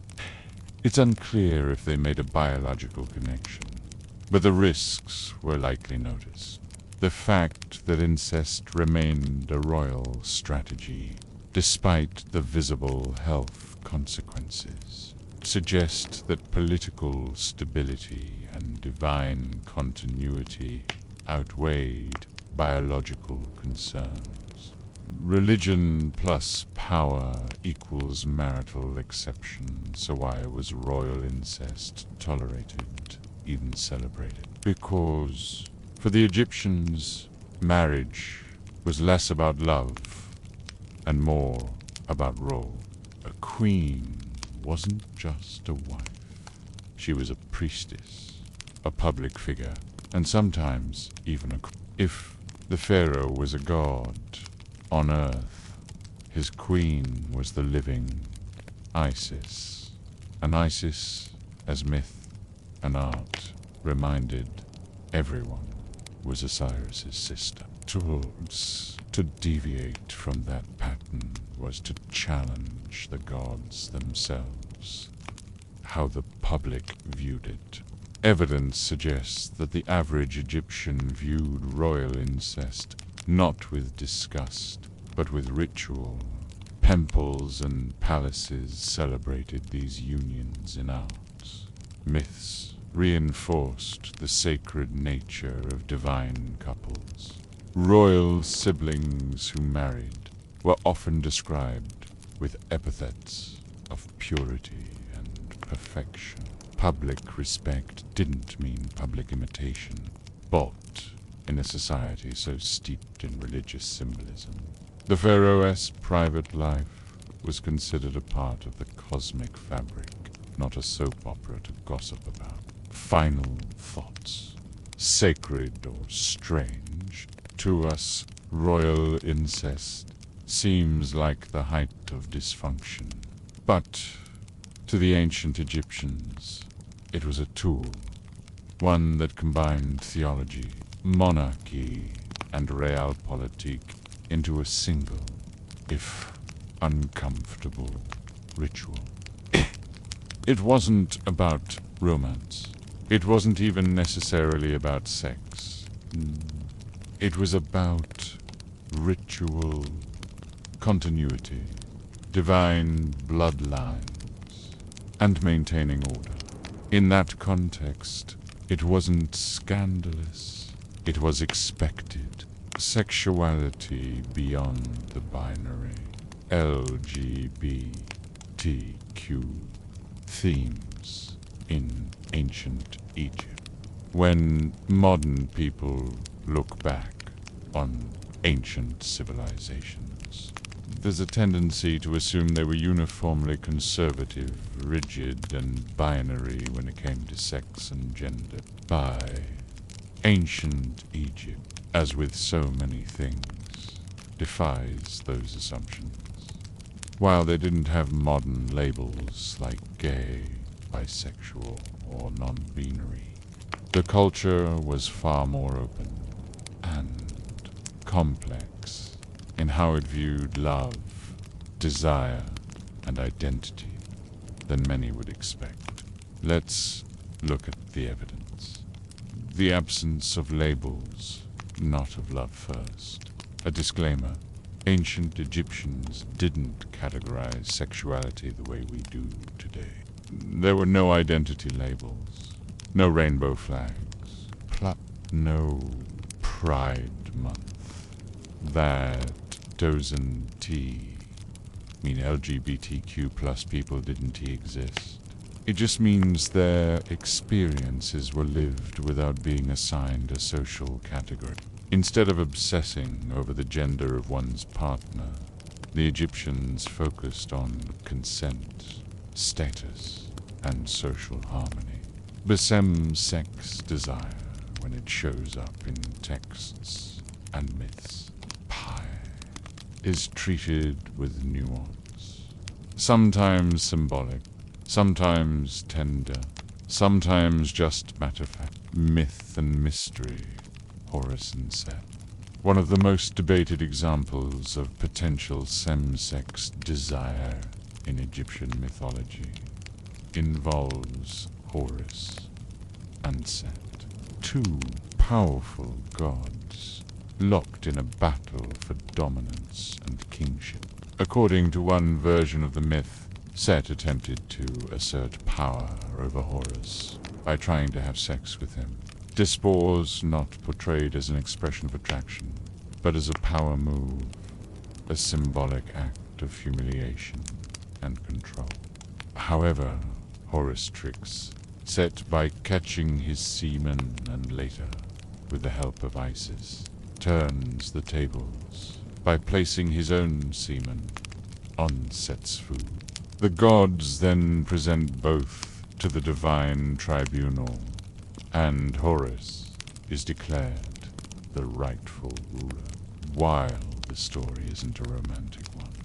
It's fascinating because it recognizes male-male sexual act. It connects sex with issues of power, identity, and legacy, not morality or sin. It shows no divine condemnation of the act itself, only of the deceit and challenge to rightful authority. In a strange way, the myth shows how the Egyptians acknowledged sexual fluidity, even if it was entangled with politics and myth. Tomb of Neonkhnum and Khnumhotep, the first gay couple. One of the most compelling and famous cases comes from real life, not myth. The shared tomb of two male officials who lived during the 5th dynasty. Their tomb, discovered in the Saqqara necropolis, shows the men touching noses, embracing each other chest to chest, pictured together in scenes that typically depicted heterosexual married couples. Both men held titles as overseers of the manicurists at the royal palace, and they were buried in what was essentially a joint family tomb, usually reserved for spouses. So were they lovers. Many Egyptologists believe so. Some argue they might have been twins or close relatives, but the repeated romantic iconography, rare even for heterosexual men of their time, strongly suggests a deep emotional and possibly sexual relationship. Whether or not they were a couple, their bond was honored in death with the same reverence as a traditional marriage. Gender fluidity in myth and medicine. Ancient Egyptian religion also left space for gender bending and fluid identities. Gods could shift form and gender when needed. Here are just a few examples. Mut, the mother goddess, sometimes merged with male deities and was depicted with both male and female features. Atum, the self-created creator god, gave birth to the first gods through an act of masturbation, becoming both mother and father. Puppy, god of the Nile's bounty, was depicted as an androgynous figure. A male god with a feminine body, full breasts, and a rounded belly, symbolizing fertility. There's also evidence that ancient Egyptians understood intersex condition. Medical papyri mention people born with ambiguous genitalia, though it's unclear how they were socially categorized. What is clear is that deformity or difference wasn't always treated with fear. Often, it was viewed as having divine significance. Same-sex desire in literature and art. Though rare, some ancient Egyptian poems and stories hint at homoerotic undertones, especially in the context of male camaraderie, military brotherhood, or spiritual devotion.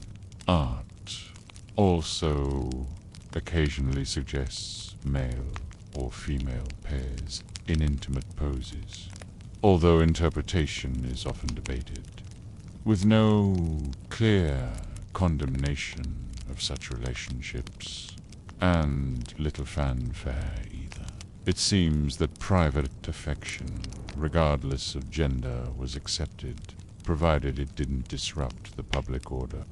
Legal and social standing, there is no evidence of laws banning homosexuality in ancient Egypt, unlike in later cultures, including ancient Greece, Rome, or medieval Europe. There were no records of punishment for same-sex behavior.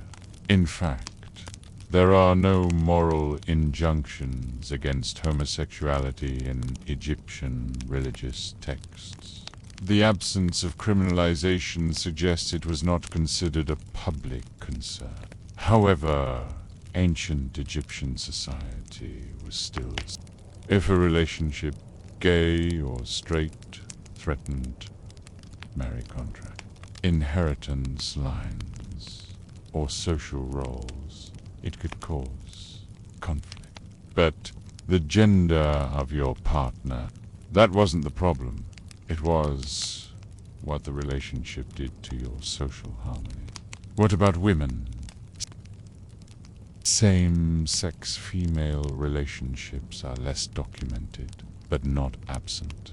Some graffiti from later periods includes erotic imagery of women together. And there are mentions in magical texts of female desire for other women, especially within domestic spaces like weaving workshops. Like many ancient societies, female sexuality in general was less recorded. But that doesn't mean it didn't exist. The privacy of women's lives, combined with a lack of stigma, likely meant same-sex intimacy among women was quietly accepted, especially if it didn't interfere with family obligation. A society of balance, not boundaries, ancient Egypt, in all its complexity, didn't view sexual orientation or gender identity through rigid binary categories. Instead, what mattered was harmony over chaos, respect for the gods, avoiding disruption to lineage, property, or public life. Within that framework, there was room for fluidity, whether divine or human, heterosexual or queer, masculine or feminine. It wasn't a utopia, and it wasn't free from patriarchy, but it was surprisingly unbothered by the things that later cultures made scandalous. Medicine, magic, and midwives, the practical side of Egyptian sexuality. While the ancient Egyptians infused their sexuality with poetry, divinity, and sensuality, they were also surprisingly pragmatic. Sex was sacred, yes, but it was also functional, and like all functional things, farming, architect, embalming it, had its own toolbox, medicine, midwifery, and magic. This section delves into the practical side of ancient Egyptian sexuality, revealing a society that was both mystical and methodical in its approach to fertility, pleasure, and reproductive health. By the role of women in reproductive health. Unlike many later societies, ancient Egyptian women played a central role in the domain of health and childbirth. Midwives were not only common, but respected. Be helped with labor, advised on fertility, and were often involved in the use of herbs, amulets, and incantations to support a safe pregnancy and delivery. These women were also keepers of generational knowledge, passing down techniques and remedies learned through practice rather than written record. Their work combined the practical knowledge of the body with spiritual protections. Since pregnancy and birth were considered vulnerable times when the supernatural and natural worlds collided. A pregnant woman might wear an amulet shaped like Tauret, the hippo goddess of childbirth, or Base, the protective dwarf god who guarded homes and mothers. These figures were often carved into beds, walls, and even birthing bricks, literal clay bricks, on which a woman would squat during delivery. Contraception and family planning, despite their focus on fertility and lineage. The Egyptians understood that not every moment was the right time to have a child. Surprisingly, they developed several methods of birth control, some based on herbal science, others more ... imaginative. From the Ebers papyrus and Kahun gynecological papyrus, we learn about some of the contraceptive methods they used. Honey and acacia pessaris. Women would insert a paste made of honey, ground dates, and acacia into the vagina. Modern research shows that acacia ferments into lactic acidan. Actual crocodile dung? Yes, this one makes modern jaws drop. Crocodile dung mixed with sour milk was formed into a suppository, while clearly unhygienic. Some Egyptologists think it may have worked as a barrier method, at least in theory. Gum resins and linen plugs. Some methods involved inserting natural materials to block sperm or change the vaginal environment. The effectiveness of these methods vary, but the intent is unmistakable. Ancient Egyptians understood reproductive timing and made a consistent effort to control it. Herbal aphrodisiacs and remedies, sexual health wasn't only about preventing or encouraging pregnancy, it was also about pleasure, potency, and satisfaction. Egyptians had a rich pharmacopoeia of herbs and minerals they believed enhanced performance or restored desire. Some common ingredients included lettuce, associated with the fertility god men. It was believed to stimulate male libido. Onions and garlic, considered energizing, sometimes applied externally or eaten before sex. Fenugreek and mandrake, popular in love potions and believed to promote fertility in women. By frankincense and myrrh, used in both spiritual and sensual rituals for mood and stimulation. Herbal concoctions were often prescribed alongside magical spells or incantations, highlighting how medicine and mysticism were deeply entwined. Magical spells for love and fertility. Ancient Egyptian magic was a powerful force believed to shape reality. Sexual relationships, especially those involving love, jealousy, or infertility, were frequent subjects of magical intervention. Love spells could take many forms. Writing the name of a desired lover on a clay pot, then smashing it to break their resistance, wherein a charm, with a verse written to bind someone's heart, burning a lock of hair with specific oils while reciting the name of the beloved, basically an early form of sympathetic magic. Fertility spells often involved invoking Isis, Hathor, or Bay, sometimes inscribed on amulets worn during intercourse or placed in the bedroom. There were even instructions for ritual baths, where couples washed together in sacred water before making love in hopes of conceiving. These acts weren't fringe practices. They were mainstream, part of daily life, and widely accepted across social classes. Pregnancy tests and diagnoses even more fascinating is that ancient Egyptians developed early pregnancy. Yes, but based on careful observation. One method, recorded in the Berlin Papyrus, involved a woman urinating on bags of barley and emmer wheat over several days. If the grains sprouted, the woman was pregnant. If not, she wasn't. Even more intriguing. Modern science has found a slight increase in estrogen in pregnant urine that can influence germination. It's not wildly accurate by today's standards, but it's a testament to early empirical experimentation. They also believed the pattern of grain growth could predict the child's sex, though this part, understandably, holds no modern scientific weight. Infertility and its consequences. While fertility was prized, infertility wasn't stigmatized to the extent it was in other ancient cultures.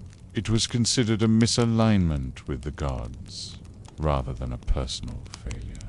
Remedies ranged from surgical procedures to elaborate rituals, offerings, and temporary abstinence.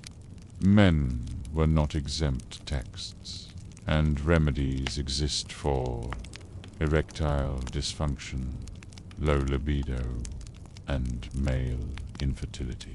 These often involved tonics, massage oils, and even incantations spoken over the genitals. That said, fertility was still linked to divine favor and legacy. Couples who couldn't conceive might adopt, or a man might take a second wife, not out of cruelty, but to fulfill the practical and spiritual expectation of producing heir. Sex as therapy. Egyptian medicine saw the body as a network of flows, breath, moisture, and life force. If any of these were blocked or out of sync, illness followed. Sex, by contrast, was a balancing act, something that could restore vitality, improve mood, align the body's rhythms with nature's cycle. In some medical texts, sexual intercourse was even prescribed as a treatment for melancholy, insomnia, or anxiety. And while masturbation wasn't widely documented outside, it wasn't condemned either. It was just another function of a well-balanced life. Hygiene and intimacy. Egyptians were extremely concerned with cleanliness, especially in sexual contexts. Daily bathing, depilation, and perfuming the body were all part of intimate preparation. Perfumes and scented oils were especially important. They weren't just luxury items, but symbols of health and spiritual purity. Lovers were expected to be fragrant and clean. Sex wasn't just about desire, it was a ritual of aesthetic, sensual, and spiritual alignment. Conclusion, wisdom in the flesh, far from being ignorant or superstitious. The ancient Egyptians brought a sophisticated blend of science and spirituality to their sex lives. They recognized that sexuality was central not only to reproduction, but to health, happiness, and divine balance. Where later societies drew harsh lines between physical and moral, sacred and sinful, ancient Egyptians saw a web of interconnection. Sex wasn't just allowed, it was optimized. Not just celebrated, it was curated. Their approach was not just erotic, it was elegant. Death, desire, and the afterlife. Love beyond the tomb to the ancient Egyptians. Death wasn't the end of life. It was simply the next act in a much longer story. And just like in life, love, desire, and intimacy played roles in that story. If you've ever wondered whether the ancient Egyptians thought about sex and relationships after death, the answer is yes, quite deeply. In this section, we explore how the Egyptians extended their views of love and sex beyond the mortal plane into the tombs, texts, and eternal fields of the afterlife. The afterlife wasn't celibate in contrast to later religious doctrines that painted the afterlife as a place of detached spirituality or sterile purity. Ancient Egyptians envisioned an eternal continuation of earthly pleasures, including food, wine, music, and yes, sex. The ideal afterlife, especially for those who lived good and balanced lives under mat. Prose, the field of reeds, a perfect version of Egypt's Nile Valley, where the sun always shone and crops grew effortlessly. But this paradise wasn't just about labor and leisure. It was sensual. Couples were expected to reunite, families to be whole again, and pleasures of the flesh. From perfumed oils to sweet wine to marital intimacy, to flourish without pain or decay. Far from viewing sex as something to leave behind, Egyptians brought it with them, conceptually and literally, into eternity. Tombs were homes, with bedrooms. Tombs weren't just burial sites. They were eternal homes for the soul and spirit, built and decorated to reflect the comforts of life. Many tombs featured domestic scenes, including spouses seated together, holding hands, embracing, even kissing. Some depictions included beds with linen sheets, servants preparing ointments, and couples surrounded by symbols of fertility. This wasn't random decoration. It was intentional, a request to the gods, and a reminder to the deceased spirit of the life they were meant to continue.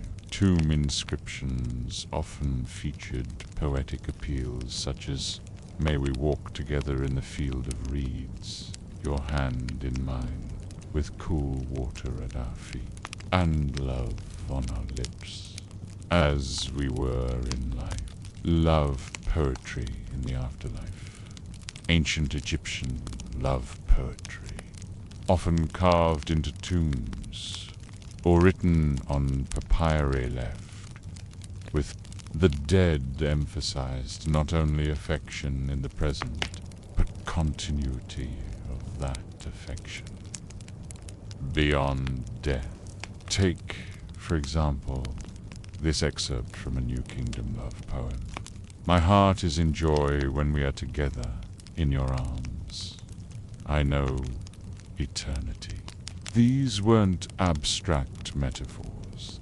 These were literal desires, declarations that the bond between lovers was strong enough to transcend. The tomb was not a prison, but a portal. And in that eternal space, love remained tactile, reciprocal, and physical. Spouses in the tomb. One striking feature of Egyptian burial practices was the effort to bury spouses together, especially in elite classes. This was more than just convenience. It was an expression of the idea that love was an eternal partnership, not a temporary arrangement. The tomb of the artisan Sennacherib and his wife Inefeti in Deir el-Madina shows them seated together in the afterlife, smiling, relaxed, with offerings before them. The imagery and inscriptions speak to eternal intimacy and domestic comfort, not lofty religious abstractions. Even tombs of pharaohs and queens included references to continued companionship. While kings often had multiple wives, the principal queen was frequently depicted beside him in burial texts, suggesting that their union, political or not, was meant to outlast life itself. Cosmetics, perfumes, and preparation for the afterlife. The ancient Egyptians didn't just prepare bodies for burial. They prepared for eternal pleasure. Perfumed combs, makeup palettes, scented oils, and fine linen garments were commonly placed in tombs. Not because the dead needed to look good in a coffin, but because in the afterlife, one was expected to live well, smell sweet, and loved deeply. Even grave goods included erotic hints. Figurines of women with elaborate hairstyle, fertility amulets, and images of the goddess Hathor, all symbols of sensual pleasure and vitality. One love poem even instructs the beloved to anoint yourself with myrrh and come to me in my tomb, implying that death was no obstacle for affection, and that seduction could and should outlast the heart's final beat. Erotic models and symbolism in burials in some periods, especially the Middle Kingdom. Tombs occasionally included erotic figurines, small carvings of couples in intimate position. Scholars debate their exact purpose. Were they literal, symbolic, magical fertility aids? One interpretation is that these figurines ensured the deceased could enjoy sexual vitality in the afterlife, or help couples conceive if they had been childless in life. Others believe they were expressions of enduring love, reminders of sensual joy and partnership. And then there were the more metaphorical symbols. Lotus flowers, often associated with rebirth, and sexual awakening, ripe fruits, and flowing water, all linked to fertility, renewal, and intimate connection. Jealousy and ghosts, love's darker echo. Not all was ideal in the realm of eternal love. Ancient Egyptians believed the dead could become jealous or spiteful spirits, particularly if they felt forgotten or betrayed. Letters to the dead. Real texts written by living relatives to their deceased loved ones sometimes contain appeals like, "Why do you afflict me with dreams and illness. Did I not mourn you properly? Have I not left offerings for you? In several cases. The letters mention accusations of infidelity. A wife suspecting her late husband's spirit of jealousy, or a man accusing his deceased wife of haunting him due to him. These tales suggest that emotional entanglements endured, and even sex and love could spark posthumous drama.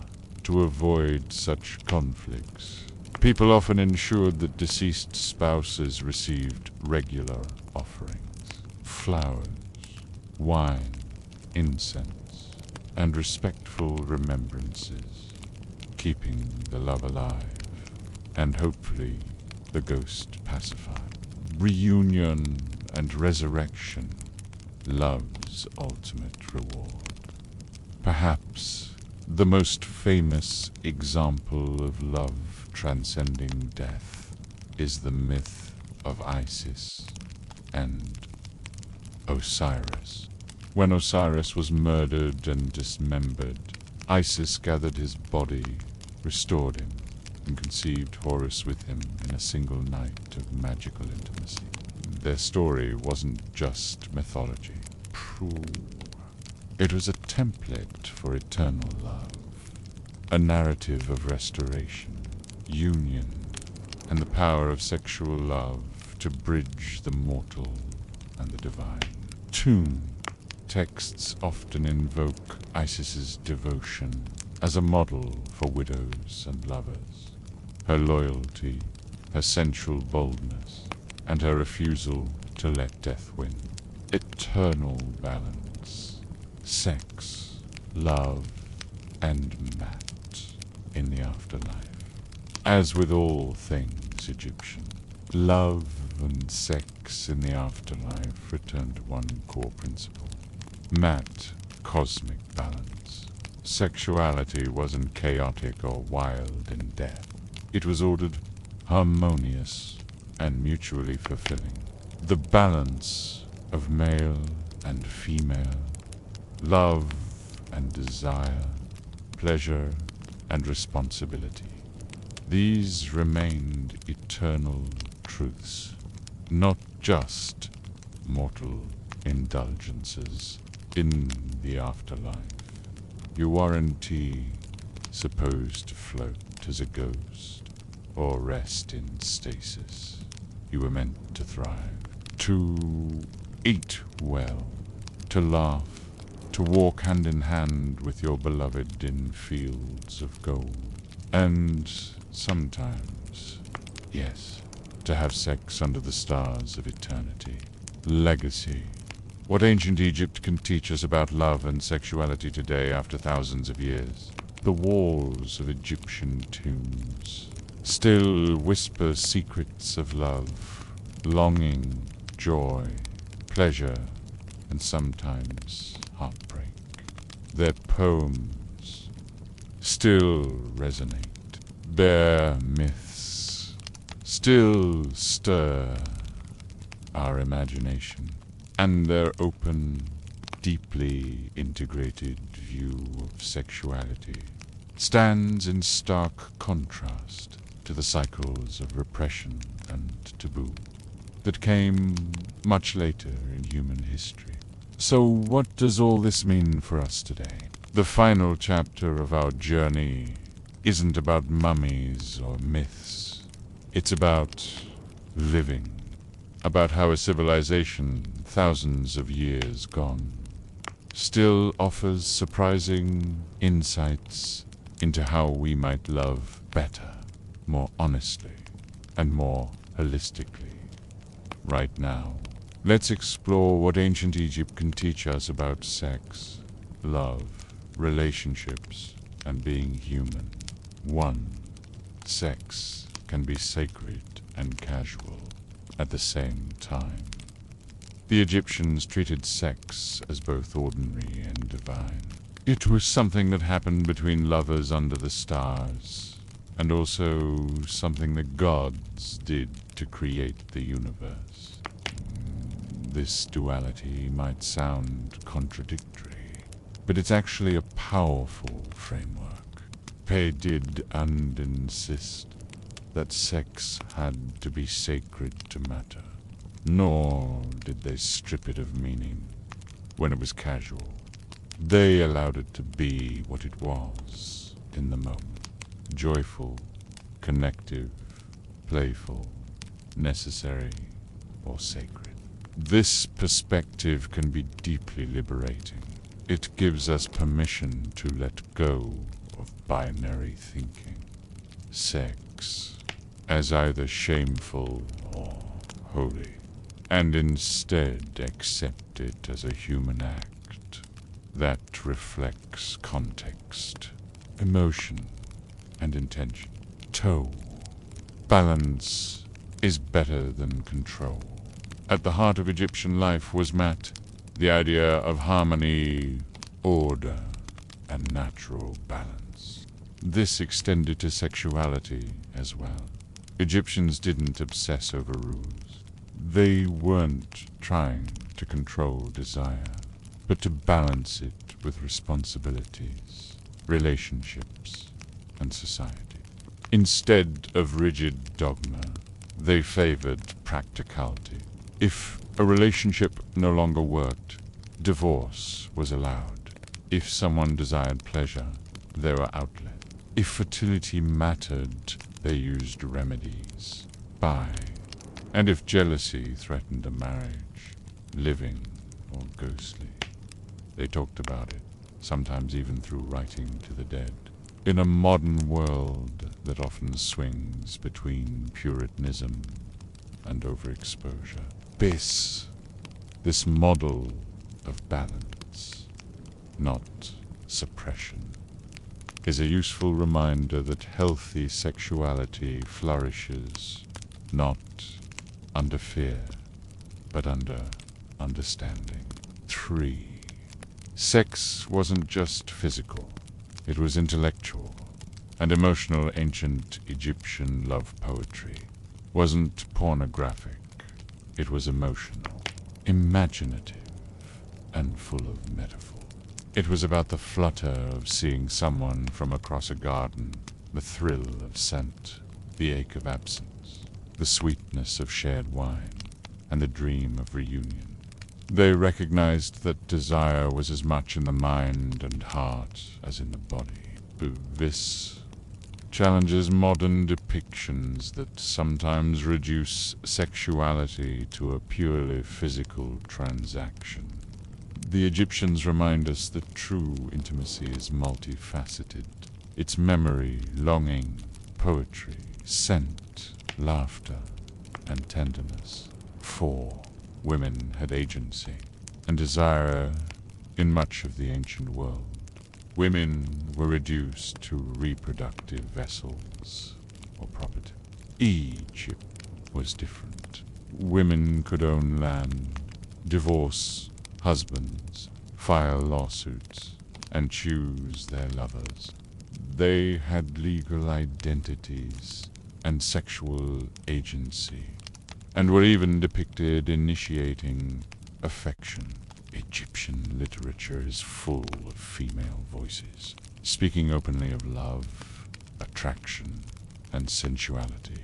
Female desire wasn't erased or feared. It was expressed. For modern audiences, this shatters the myth that women in ancient times were passive or voiceless. In Egypt, many had power, and they used it. 5. Shame wasn't the default. Perhaps the most radical thing about Egyptian sexuality was what it lacked: shame. There were no sin-based doctrines around pleasure, no institutional celibacy, no Inquisition-style punishments. For desire, adultery might hurt reputations, but it wasn't a capital crime. Virgins weren't seen as morally superior. Celibacy wasn't exalted. Instead, sexuality was seen as a natural part of life, like eating, farming, or music. That doesn't mean there were no boundaries. Consent, marriage, and respect mattered, but shame wasn't the engine. Balance was.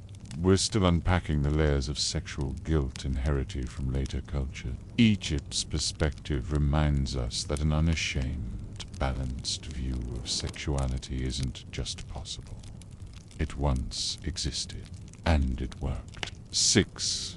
Cultural values change, but love endures over the centuries.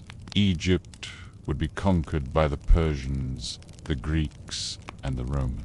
Each brought different views of sexuality, more control, more shame, more religious boundaries.